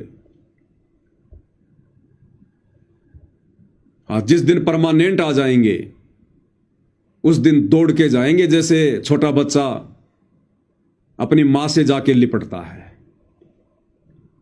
वो होगा हमारा और सतगुरु का वास्तविक मिलन, असली मिलन। लेकिन भाई ये वर्तमान समय परीक्षा का है भाई और बहनों। हमने किसी के व्यंग से नहीं डरना। लोग क्या कहेंगे, भगत भाई क्या कहेंगे? भगत भाई के पास है क्या कहने को जो भगत भाई कहेंगे? जो राजनेताओं की रैलियों में धक्के खा रहे हैं उनके कहने से हमें क्या फर्क पड़ता है? जो सारी मर्यादा तोड़कर गुरु को खून के आंसू रुला रहे हैं उनकी बातों का हमारे ऊपर क्या असर पड़ना चाहिए? ये परीक्षा है भाई और बहनों, और इसीलिए परमात्मा ने हमें तैयार किया है। कल को जब सतगुरु परमानेंट सतलोक चले जाएंगे, तब कहां जाकर भक्ति करोगे? तब किस विधि से भक्ति करोगे? तब भी तो आपने इसी प्रकार से घर बैठ के भक्ति करनी पड़ेगी। अपने गुरु को शब्द रूप में मानकर भक्ति करनी पड़ेगी, इतना विश्वास करके भक्ति करनी पड़ेगी। तो दास का केवल आप सभी भाई बहनों के सामने ये जो विचार थे, ये रखने की परमात्मा ने प्रेरणा की, दास ने रख दिए, क्योंकि ये बहुत दयालु परमात्मा है। यदि दास आप भाई बहनों को इस प्रकार से खुलकर ये बातें ना बताए और अचानक से यदि कल को गुरुदेव भगवान आ गए, तो ना जाने कितनी आत्माएं फिर से उसी गंदगी में वापस सम जाएंगी, वही कर्म वापस से करने लग जाएंगी और उन आश्रमों में जाके बैठ जाएंगी। इसलिए दास को परमात्मा ने प्रेरणा की। दास ने अपने विचार गुरुदेव के ज्ञान आधार से जो मुझे उचित लगे, जिस प्रकार से मैं रिएक्ट करूंगा,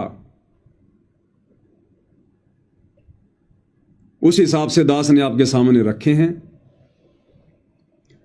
किसी पे कोई प्रेशर नहीं है, कोई दबाव नहीं है। कल को यदि आप किसी कारण से आप चले भी जाते हैं, तो हमारी नजरों में आप हमारे कोई शत्रु नहीं होंगे, हमारे कोई दुश्मन नहीं होंगे। जाओगे तो परमात्मा के दर्शनों के लिए, मन में तो यही भाव लेकर जाओगे, लेकिन आओगे खाली झोली, फिर वो आपने देखना। फिर बाकी हमारे लिए मन में कोई विक्षेप नहीं होगा। कबीर खड़ा बाजार में मांगे सबकी खैर, ना कहूं से दोस्ती ना कहूं से बैर। किसी के विचारों के ऊपर कंट्रोल नहीं किया जा सकता है। ये तो परीक्षा के समय में अपने अपने बुद्धि विवेक का इस्तेमाल सबने स्वयं ही करना पड़ता है। और कितना समझाया हमें गुरुदेव भगवान ने, क्योंकि यदि ऐसा हुआ गुरुदेव भगवान पैरोल पर आए, तो ये हम सत्सेवकों की अग्नि परीक्षा होगी। सिर्फ हम सत्सेवकों की, जिनको परमेश्वर ने चुन लिया है, जो चुनिंदा आत्मा है, जो कल की सेना है, ये उनकी अग्नि परीक्षा होगी। यानी आज भी हम इतना ज्ञान लेने के बाद भावनाओं में बह रहे हैं, या कुछ हमारे अंदर दृढ़ता भी आई है, क्योंकि विशेष संदेशों में गुरुदेव भगवान ने हमें यही तो दृढ़ता प्रदान की है। हमें ऐसी ऐसी बातें बताकर, ऐसे ऐसे उदाहरण देकर परमात्मा ने हमारे विश्वास को तो ही मजबूत किया है। इस संदेश में गुरुदेव भगवान ने किस प्रकार से हमें आदेशित किया है, निर्देशित किया है, किस प्रकार से हमारे विश्वास को बढ़ाया है कि वह शब्द स्वरूपी परमात्मा पूज्य गुरुदेव भगवान सतगुरु रामपाल जी, बरवाला कांड के बाद हम सत्सेवक भाई बहनों ने जिस प्रकार से शास्त्र अनुकूल शत भक्ति करने का निर्णय लिया है घर बैठकर गुरुदेव की गैर हाजिरी में, वो कितना सही है और किस कदर परमेश्वर आप और हमारे साथ में रहे हैं। तो क्या आगे नहीं रहेंगे? और क्या कहा परमेश्वर ने विशेष संदेश नंबर 7 में? विशेष संदेश नंबर 7 18 मिनट से शुरू। इसमें परमेश्वर कह रहे हैं कि विश्वास करो, दास आपके साथ रहेगा। 8 साल से कुछ नहीं हुआ, आगे भी बहुत अच्छा होगा। अभी विशेष संदेश विशेष आत्माओं के लिए आए हैं, इन आश्रम वालों के लिए नहीं आए। ये तो एक भी संदेश को ढंग से नहीं समझ पाए, एक भी संदेश को। जब ये गुरु को नहीं समझ पाए अभी तक कि गुरु कौन है, और उस दाढ़ी मूंछ वाली कबीर की नकली फोटो को परमात्मा मान के पूज रहे हैं, तो जो लोग अपने गुरु को अच्छे से नहीं समझ पाए, वो गुरु के संदेशों को कहां से समझेंगे? तो ये विशेष संदेश परमेश्वर ने अपनी विशेष सत्सेवक आत्माओं के लिए भेजे थे, और हमारे लिए कह रहे हैं परमात्मा इस विशेष संदेश नंबर 7 में कि विश्वास करना, दास तुम्हारे साथ में है। 8 साल से कुछ नहीं हुआ, आगे भी कुछ नहीं होगा, और तुम्हारे साथ जो होगा बहुत अच्छा होगा। क्या कह रहे हैं परमात्मा? एक एक शब्द को ध्यान से सुनना, 4 मिनट का सत्संग है। परमात्मा कहते हैं जो 98 सच्चा मान रहे तुम 600 साल पहले कहा करते, और आज से 20 साल पहले 30 साल पहले वो तो यही हालत थी, कोई भी मानने वाला नहीं था, दास के साथ कोई सहयोग नहीं कर रहा था। लेकिन मालिक का वचन है, गुरुदेव का आशीर्वाद फला, कहा था तेरे बराबर विश्व में कोई संत नहीं होगा। उस समय की ये बात ऐसी लगी थी जैसे अपने बच्चे को सभी सराहा कर, लेकिन साधु बोलने शायद सुबह, साधु का बोलना अच्छा नहीं जा, आगे वो सत्य होगा।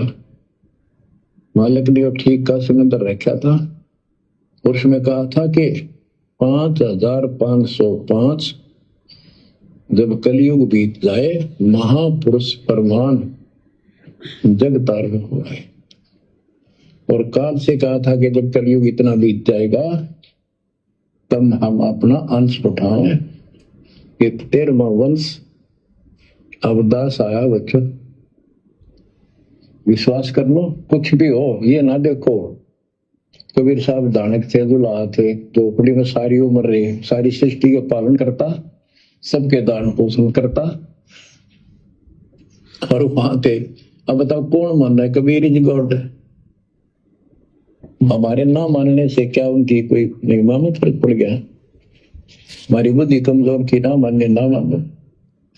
वहीं से दिखावा करने की जरूरत नहीं थी। समर्थ को 120 वर्ष झोपड़ी में रहे, दुल्हे का काम करते रहे, निर्धन की भूमिका करते रहे, शूद्र जाति में रह गए, इसमें छुआछूत बहुत ज्यादा थी, इसलिए हमारी बुद्धि काम नहीं करी थी कि यो भगवान हो सकता है। हाँ, सिद्धि जरूर है, हमारे को सुख बहुत हो रहे, इसलिए चिपक रही थी। जब दाता ने एक लीला की, सब छोड़कर भाग्य विमुख हो गई, गुरुद्रोही नहीं हुए, शुक्र है। वहीं से 120 वर्ष रहकर परमात्मा मगर शहर से, नगर से हजारों लोगों के बीच में, तो राजाओं की उपस्थिति में, सेना की उपस्थिति में, भक्तों की, पंडितों की भीड़ लगी थी। एक चादर नीचे बिछाई, एक ऊपर ओढ़ी, और आकाशवाणी के ऊपर जाके देखो उठा के चादर, क्या है इसके अंदर? देखा तो फूल थे 100 जितने सुगंधित।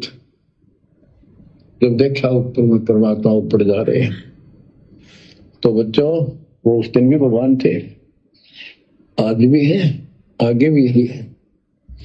अब आगे का जो संदेशा है वो आप और हम सभी सत्सेवक भाई बहनों के लिए, हम सभी सत्सेवक भाई बहनों के लिए।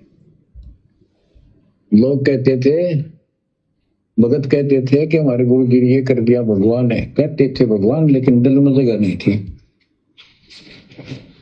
दूसरे जगत के लोग कह देते थे शायद भगवान है, ये तो शूद्र है, अनपढ़ है, वेद ग्रंथ भी ना जानता, वेद के शास्त्रों के बारे में कुछ ज्ञान नहीं इसको, ऐसा ही भगवान है, इसे निर्धनता में क्यों टाइम पास कर रहे हैं, अपना महल 1 सेकंड में बना सकता, भगवान तो धन भर दे। अब संसार तो यही बोलेगा, भगत ने उसकी बातों का कभी जाना नहीं चाहिए, क्योंकि उसको ज्ञान होता है। अब सुनो, इसी प्रकार आज कोई भी कुछ कहे आपको, आप कहते हो ये लग रहा हो रहा है, गुरु जी हमारे ऐसे ऐसे, इन चीजों को फर्क नहीं पड़ता। अगर समय का इंतजार करो, अभी तो गेम जारी है, हार जीत तो पता। क्या कह रहे गुरुदेव? समय का इंतजार करो, अभी तो गेम जारी है, हार जीत का निर्णय तो बाद में होगा। एक बार फिर से सुन लो भाई और बहनों। यही बोलेगा, भगत ने उसकी बातों का कभी जाना नहीं चाहिए, क्योंकि उसको ज्ञान होता है। इसी प्रकार आज कोई भी कुछ कहे आपको, आप कहते हो ये लग रहा है हो रहा है, गुरु जी हमारे ऐसे हैं ऐसे, इन चीजों का कोई फर्क नहीं पड़ता। अरे समय का इंतजार करो, अभी तो गेम जारी है, हार जीत तो पाछा होगी, आप विश्वास रखो। अभी तो गेम जारी है, अभी तो गेम जारी है, हार जीत का फैसला तो बाद में होगा। अभी जो गुरुदेव भगवान पैरोल पर आ रहे हैं ना, अभी तो गेम जारी है, अभी परीक्षा कंप्लीट नहीं है, अभी परीक्षा कंप्लीट नहीं है।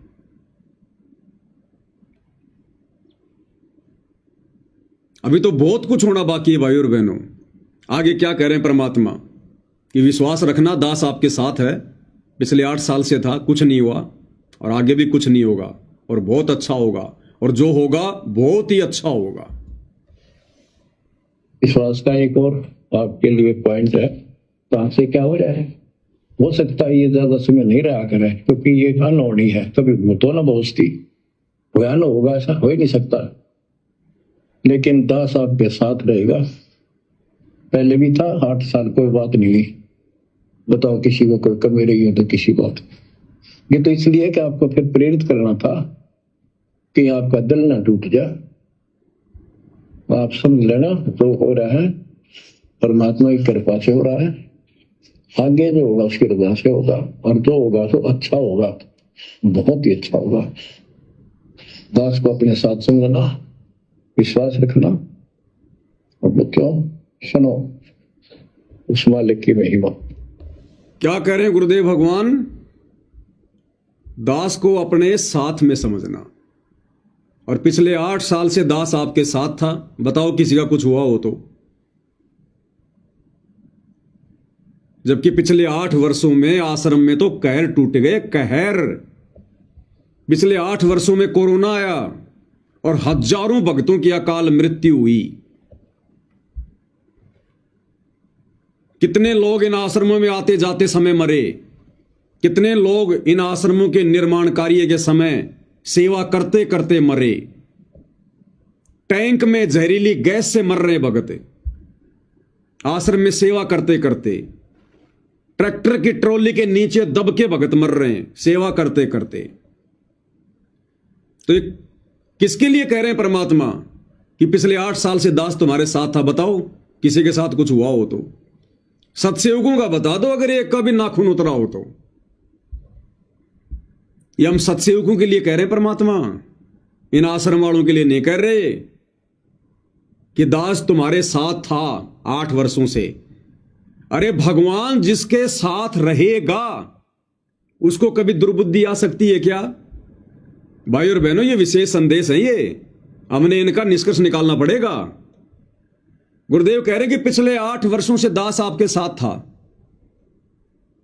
यानी गुरुजी अगर भगत के साथ थे, अगर भगत के साथ भगवान हो जाएगा तो क्या भगत को राजनीतियां करने वाली दुर्बुद्धि आएगी? क्या भगत आन उपासना करने के लिए अयोध्या में जाएगा भंडारा लगाने? क्या भगत परशुराम की जयंती पर आन उपासना में जाएगा? क्या अपने आश्रमों में कबीर जी का प्रकट दिवस छोड़कर सिरसा की अनाज मंडी में नकली कबीर पंथियों की यहां कबीर जी की जयंती मनाने जाएगा? अगर भगवान साथ है तो, अगर गुरु साथ है तो क्या भगत को दुर्बुद्धि आएगी? गुंडों की सीबीआई जांच का समर्थन करेगा? आरक्षण में जाके बैठेगा? बिरानी आग में जलेगा? करोड़ों रुपया अपने दान का बर्बाद करेगा कुपात्रों को देकर? अगर भगवान साथ है तो किसके साथ है भगवान? ये संकेत परमात्मा किसके लिए कर रहे हैं? अपने सत्सेवक बच्चों के लिए कि दास पिछले 8 वर्षों से तुम्हारे साथ था और आगे भी रहेगा। बता दो अगर किसी का कुछ बिगड़ा है तो। और जो हो रहा है बहुत अच्छा हो रहा है, जो होगा वो भी अच्छा होगा और बहुत अच्छा होगा सत्सेवकों के साथ। इनकी तो काल ने घिस निकाल रखी है आश्रम वालों की, तो इनके साथ क्या अच्छा होगा? इनका तो जितना बुरा होना था हो चुका है, जितनी मर्यादाएं टूटनी थी टूट चुकी हैं। इनकी तो केवल बैटरी चल रही है, कब तक चलेगी अब वो परमात्मा जाने।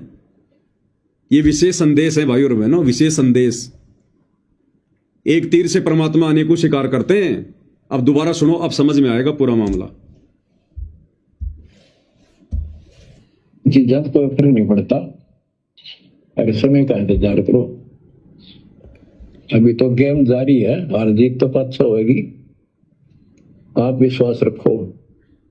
और ये विश्वास का एक और आपके लिए पॉइंट है, कहां से क्या हो जाए। हो सकता है ये ज्यादा समय नहीं रहा करे, क्योंकि ये अनहोनी है। कभी भूतो ना बहुस्ती, बयान होगा ऐसा हो ही नहीं सकता। लेकिन दास आपके साथ रहेगा। पहले भी था, 8 साल कोई बात नहीं हुई। बताओ किसी को कोई कमी रही है तो किसी बात। ये तो इसलिए कि आपको फिर प्रेरित करना था कि आपका दिल ना टूट जाए।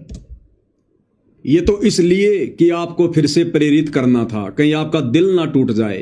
क्या? ये विशेष संदेश भेजकर कि बच्चों ये जो विशेष संदेश आ रहे हैं ना, ये तो इसलिए कि आपको प्रेरित करना था, कहीं आपका दिल ना टूट जाए।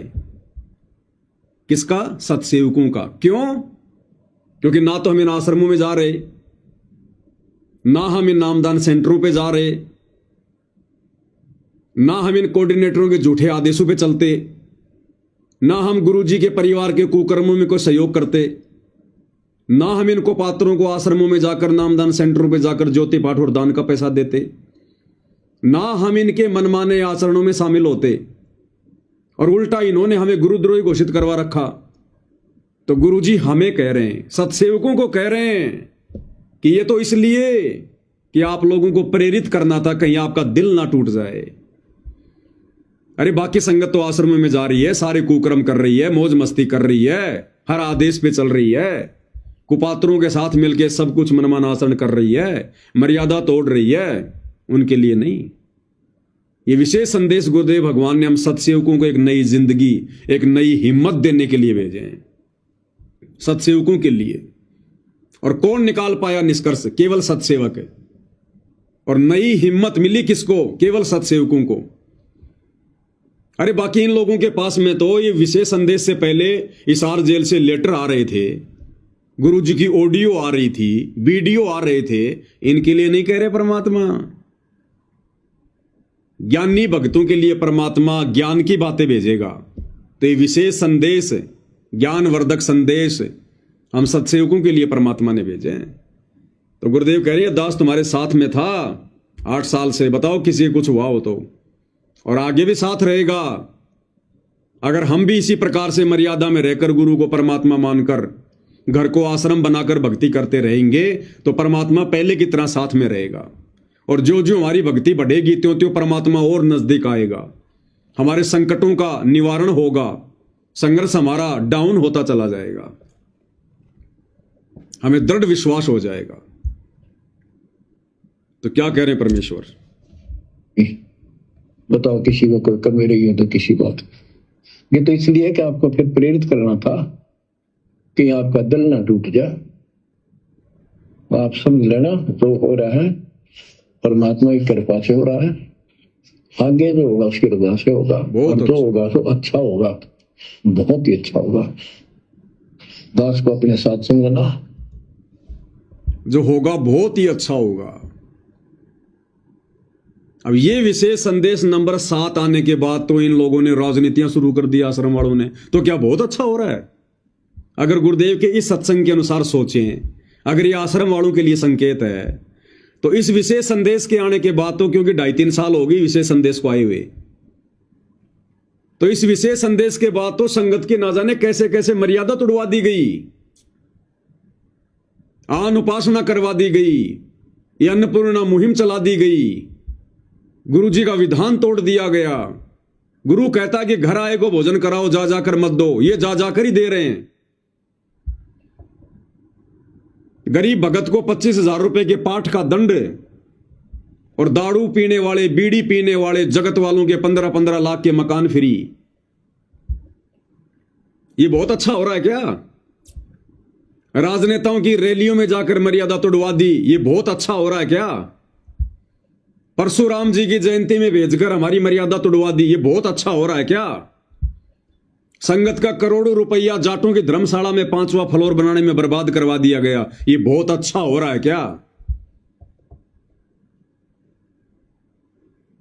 अरे ये कहते हैं कि गरीब सुदामा का महल बना दिया गुरुजी ने, गरीब सुदामा का। और संगत भी सोच लेती है बेचारा गरीब आदमी था, गरीब आदमी था, महल बना दिया, मकान बना दिया।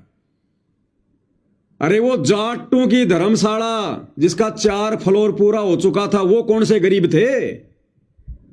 वो करोड़ों की धर्मशाला लेकर बैठे थे सोनीपत के गोहाना में, हरियाणा के जाट। वो कौन से गरीब थे, निर्धन थे, सुदामा थे क्या? उनका 5वां फ्लोर क्यों बनाया? वो गरीब थे, वो सुदामा थे, उनकी हालत खराब थी, भीख मांग के खा रहे थे। तो कोई मर्यादा नहीं है। तो गुरुदेव कह रहे हैं आगे आगे जो होगा बहुत ही अच्छा होगा। तो ये अच्छा हो रहा है क्या? ये मर्यादा तोड़वाई जा रही है, बहुत अच्छा हो रहा है। हम सत्सेवकों के लिए कह रहे हैं भगवान।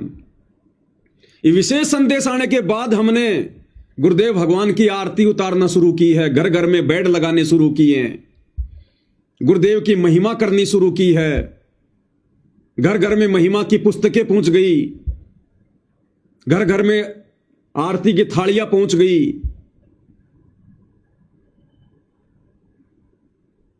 घर घर में गुरुदेव को भोग लगना शुरू हो गया, घर घर में पाठ प्रकाश की वाणियां पहुंच गई। तो ये किसके लिए बहुत अच्छा हो रहा है? और सबसे बड़ी बात, हमारी मर्यादा सुरक्षित। उधर मर्यादा नाम की कोई चीज ही नहीं बची। तो ये बहुत अच्छा उन आश्रम वालों के लिए हो रहा है, गुरुदेव के वचन अनुसार, या हम सत्सेवक भाई बहनों के लिए हो रहा है। विश्वास हमारा बढ़ रहा है या मर्यादा उनकी टूट रही है? गुरु हमारे नजदीक है या उनसे दूर है? तो यहां पर हमारे लिए बहुत अच्छा हो रहा है। तो क्या गुरुदेव भगवान के विशेष आशीर्वाद के बिना, उनके विशेष रजा के बिना, उनकी उस मेहर के बिना, जिस मेहर को प्राप्त करना संसार में सबसे कठिन कार्य है, क्योंकि मेहर प्राप्त होती है गुरु को प्रसन्न करने से, मर्यादित भक्ति करने से। तो क्या गुरुदेव भगवान के विशेष आशीर्वाद और विशेष मेहर के बिना इन आश्रम वालों से 100 कोस दूर बैठकर हम घर बैठकर इस प्रकार से दृढ़ होकर भक्ति कर सकते हैं? गुरु को परमात्मा मानकर भक्ति कर सकते हैं अगर उनकी मेहर ना हो तो? इसलिए कल को यदि गुरुजी पैरोल पर आ गए इस परीक्षा के समय में, और यदि किसी ने वहां जाने की नादानी कर दी, तो वो मेहर समाप्त हो जाएगी। गुरु कहेगा बेटा मैंने मेहर करने में कौन सी कमी छोड़ी थी जो तू और मेरी मेहर लेने आ गया? अब मेहर नहीं मिलेगी, तेरे को जहर मिलेगा, जहर। तो इतना दृढ़ विश्वास भाई और बहनों हमने रखना पड़ेगा। हालांकि ये काल का एजेंट मन ये बहुत परेशान करेगा, तरह तरह के विचार मन में लेके आएगा, लेकिन भाई सात संगतियों से फिर हमने क्या सीखा है उसको भी तो आधार बनाना पड़ेगा।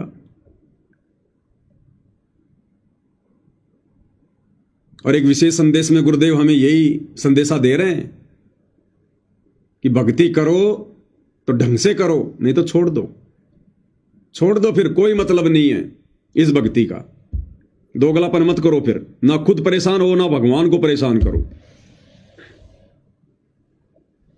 तो ये जो ज्ञान आपको सुनाया जा रहा है, ये हर पहलू पर आपको सतर्क किया जा रहा है। तो या तो इस भक्ति में छोड़ दो, रिया कति दृढ़ हो जाओ, कमर कस लो, आपका पीछा छुटवाना है। ये लल्लो पत्तो बहुत होली, केवल हम सुख मांगते हैं, धन मांगते हैं, बेटा ना तो बेटा मांगते हैं और धन संपत्ति मांगते हैं। ये तो बिना मांगे दे देगा जब दिल डट गया आपका, दृढ़ रहे तो भाई और बहनों, अगर पूज्य गुरुदेव भगवान सांसारिक दृष्टि में, कानून की दृष्टि में यदि पैरोल पर कुछ दिनों के लिए वर्तमान इस परीक्षा के बीच में अगर इन आश्रमों में आते हैं, तो भाई और बहनों ये केवल सत्सेवक भाई बहनों की अग्नि परीक्षा होगी। और ये देखो दयालु भगवान दास को प्रेरणा करके उस परीक्षा से पहले ही आप भाई बहनों को सूचित करवा दिया। आपके दिलो दिमाग में ये बातें डाल दी गई हैं। कोई ये नहीं कह सकता कि मेरे तक संदेशा नहीं पहुंचा था, मुझे पता नहीं था क्या डिसीजन लेना और क्या नहीं लेना है। बाकी कार्य भाई अपने अपने बुद्धि विवेक का है। अगर भगवान को आपने शब्द रूप में मान लिया, गुरुदेव भगवान को परमेश्वर मान रखा है, कबीर देव मान रखा है, तो फिर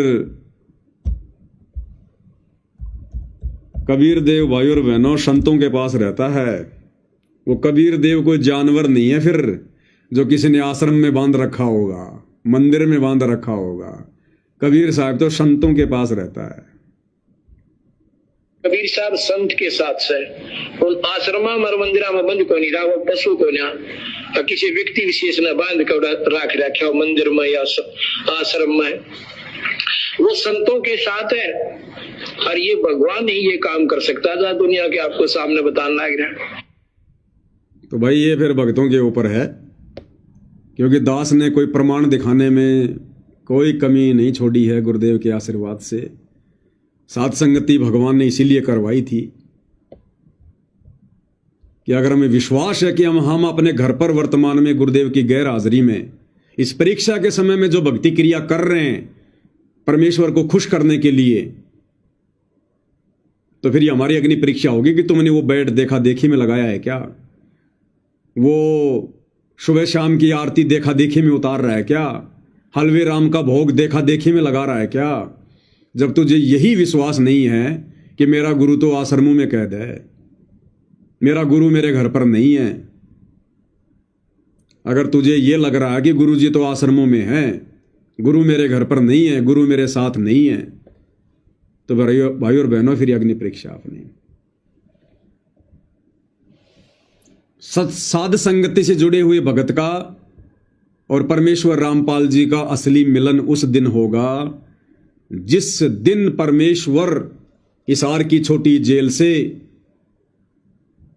और दुनिया की नजरों में बाइज्जत बरी होकर सह सम्मान, और जैसा कि दास ने पहले कह रखा कि ये बड़े बड़े नेता लोग अपने कंधों पर बैठा कर लाएंगे, नाक रगड़ रगड़ के लेके आएंगे, उस दिन भाई और बहनों ये कोई आश्रम कोई कुछ नहीं रहेगा। सब परमात्मा चाहने वाली आत्मा रहेंगी। जो बकवादी होंगे उससे पहले उनकी छटनी हो लेगी। फिर हमें कोई रोकने टोकने वाला नहीं होगा, चाहे आश्रम में आओ चाहे गुरु जी कहीं भी जाओ। फिर गुरु जी की उसी विधि से भक्ति होगी जिस विधि से आज हम अपने घर पर उनको परमेश्वर मानकर भक्ति कर रहे हैं। बाकी भाई अग्नि परीक्षा है, समझाना मेरा फर्ज था, मैंने समझा दिया। मेरा क्या डिसीजन है मैंने वो भी बता दिया। हाँ, यदि पूज्य गुरुदेव भगवान किसी भी माध्यम से यदि हम नीचों पर दया करते हैं और किसी विशेष प्रयोजन के लिए यदि गुरुदेव हमें आश्रम में बुलाना चाहेंगे, देखो इसमें बहुत सारी बातें हो जाएंगी। कई मूर्ख कहेंगे ये देखो जी अपने आप को क्या समझ रहे हैं, इतने बड़े समझ रहे हैं, ये गुरुजी बुलाएंगे इनको। अरे भैया हम तो नंगे पैरों दौड़ने को तैयार हैं, लेकिन ये विशेष परिस्थितियां हैं वर्तमान में। हमें पता इन चीजों की समझ हमें दे रखी है गुरुदेव ने, आप लोगों को नहीं है। ये आप लोगों को समझ नहीं है।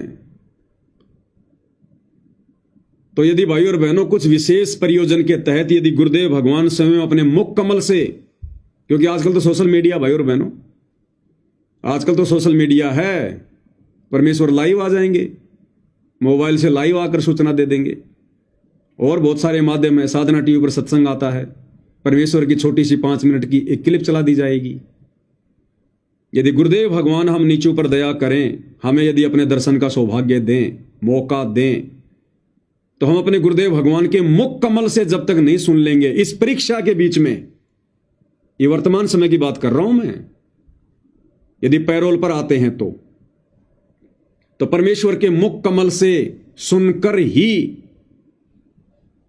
और हर प्रकार से जांच के परख के कि कहीं ये कोई एआई का तो नहीं है सिस्टम, उसके बाद ही हम वहां जा सकते हैं। अन्यथा हम इन आश्रमों का मुंह भी नहीं देखेंगे, शक्ल भी नहीं देखेंगे, शक्ल भी, क्योंकि आश्रम काल के अड्डे हैं, भक्ति केंद्र नहीं है, ये काल के अड्डे हैं ये। हालांकि ऐसा मुश्किल है, ऐसा होगा नहीं भाई और बहनों, क्योंकि जबरदस्ती परमात्मा अपने बच्चों को आग में नहीं झोंकेगा। अगर खुद ही कोई आग में पड़ना चाहेगा वो बात अलग है। तो दास को परमात्मा ने कुछ प्रेरणाएं की थी, दास ने आपके सामने बता दी हैं। अगर ये किसी को काल प्रेरणा लगती है तो भाई मत मानना, मत स्वीकार करना। अपनी भक्ति करते रहो जैसा तुम्हें समझ में आ रहा है। और जिन भाइयों को लगता है कि बात तो बिल्कुल सही है, विचारणीय विषय है, तो भाई फिर अपना अपना डिसीजन आप लोगों ने, यदि परमेश्वर पैरोल पर आने की दया करते हैं तो इस अग्नि परीक्षा के समय में फिर अपना अपना डिसीजन स्वयं लेना है। मुझदास को फिर फोन भी करने की जरूरत नहीं है, और मैं तो फोन वैसे भी मैंने दोनों सिम निकाल के डाल रखी हैं। पिछले 1.5 महीने से आप लोगों ने देखा होगा मेरे फोन बिल्कुल बंद हैं। व्हाट्सएप भी मैं केवल समय समय पर देखता हूं यदि जरूरी है तो, अन्यथा मुझे पता है कि वर्तमान समय कितना कीमती है। इस समय सेवा से ज्यादा भक्ति, दिन में कम से कम 2 से 3 घंटे का सुमरण कम से कम हमारी प्राथमिकता हो जानी चाहिए। सत्सेवकों की प्राथमिकता 2 से 3 घंटा सुमरण कम से कम, और बाकी तो मर्यादा तोड़ने की हमने सोचनी भी नहीं है। फालतू के लोगों के साथ में उठना बैठना हंसी मजाक करना, ये तो अब शौपन में भी नहीं होना चाहिए। बाकी अपना सत्संग सुनना, अपनी मेहनत मजदूरी करना, उसमें भी परमात्मा को याद करना, सत्संग सुनते सुनते करना, या अपना मंत्र जाप करना, या वैसे कोई चिंतन मनन करना, और कम से कम 2 से 3 घंटे सुमरण परमात्मा का। और फिर समय मिले तो सतगुरु की महिमा, यानी सोने के अलावा हमारा जितना भी समय है वो परमेश्वर के इर्द गिर्द होना चाहिए। वर्तमान में हमने सतगुरु को 1 सेकंड के लिए भी अपने से दूर नहीं करना, 1 सेकंड के लिए भी। ये हमारा सुमरण हमारा सतगुरु है, ये सतगुरु महिमा हमारा सतगुरु है, ये सत्संग सुनना हमारा सतगुरु है, ये चिंतन मनन करना हमारा सतगुरु है। तो ये जो विकट समय चल रहा है वर्तमान में, काल का कहर जो टूट रहा है, जो टूटने वाला है देश दुनिया पर, जो युग परिवर्तन का समय है, हमने एक पल के लिए भी अपने सतगुरु को अपने से दूर नहीं करना, एक पल के लिए भी। यदि जरा भी बकवाद मन में आई तो बकवाद जहां आ गई वहां सतगुरु नहीं टिकता, वहां सतगुरु नहीं रहेगा फिर। इसलिए दास ज्यादा महत्व वर्तमान में विशेष तौर पर भक्ति को दे रहा है। इस भक्ति से ही हमारी बात बनेगी। आज जो हमारे को ये सद्बुद्धि भी आ रही है ना, इस धर्म संकट की स्थिति में जो ये निर्णय हम ले रहे हैं, ये भी भक्ति के कारण है। भक्ति के कारण सतगुरु उसी पे दया करता है जो भक्ति करता है, मर्यादित भक्ति। तो असली धन हमारा यही है भाई और बहनों। बाकी तो ये परमात्मा है, ये कोई आश्रमों में कैद नहीं रहता, मंदिरों में कैद नहीं रहता है। परमात्मा कहते पहुंचूंगा क्षण एक में जन अपने के काज। तो हिसार जेल में रहते रहते भी तो परमात्मा पिछले 10 साल से हमारे साथ है। तो जेल से अगर आश्रम में आ जाएंगे तो हमारे साथ नहीं रहेंगे क्या? ये तो हमारे विश्वास की बात है। और जब परमानेंट आ जाएंगे तब हम परमानेंट चले जाएंगे, तब हम भी परमानेंट चले जाएंगे, दौड़ के चले जाएंगे। फिर जैसे भी आदेश होंगे मालिक के, जहां भी जाने के आदेश होंगे, फिर हम नहीं देखेंगे कि यह कौन सा आश्रम है, कौन सा क्या, कुछ नहीं। उस समय केवल हमें सतगुरु दिखाई देगा, सतगुरु। और उस समय फिर कोई रोक टोक, कोई बाधा नहीं होगी किसी प्रकार की। हमसे पहले लोग वहां पर आरती की थाली लेकर खड़े होंगे अपने सतगुरु की आरती उतारने के लिए, हमसे पहले। क्योंकि परमात्मा आने के बाद में ये पंचायत लेके नहीं बैठेगा कौन सही है कौन गलत है। वो निर्णय उस समय, जब परीक्षा समाप्त तो निर्णय भी समाप्त। परीक्षा एंड उसी समय होती है जब बिल्कुल सब कुछ क्लियर हो जाता है। अगर क्लियर ही नहीं हुआ तो फिर परीक्षा कहां समाप्त हुई। लेकिन वर्तमान अग्नि परीक्षा में भाई और बहनों अपनी भक्ति बचानी है तो बहुत सारे डिसीजन लेने पड़ेंगे बुद्धि विवेक से, सोच समझ कर। जल्दबाजी में फैसले बहुत बड़ा नुकसान पहुंचा देंगे। तो आज की सतगुरु महिमा में, साथ संगति में केवल इतना ही। परमेश्वर हम सबको सद्बुद्धि बख्शे, आशीर्वाद दे, मार्गदर्शन करे परमात्मा। इन विकट परिस्थितियों में, धर्म संकट की स्थिति में हम डगमग ना हो, हमारा विश्वास दृढ़ रहे। बंदी छोड़ सतगुरु रामपाल जी परमेश्वर जी की जय हो।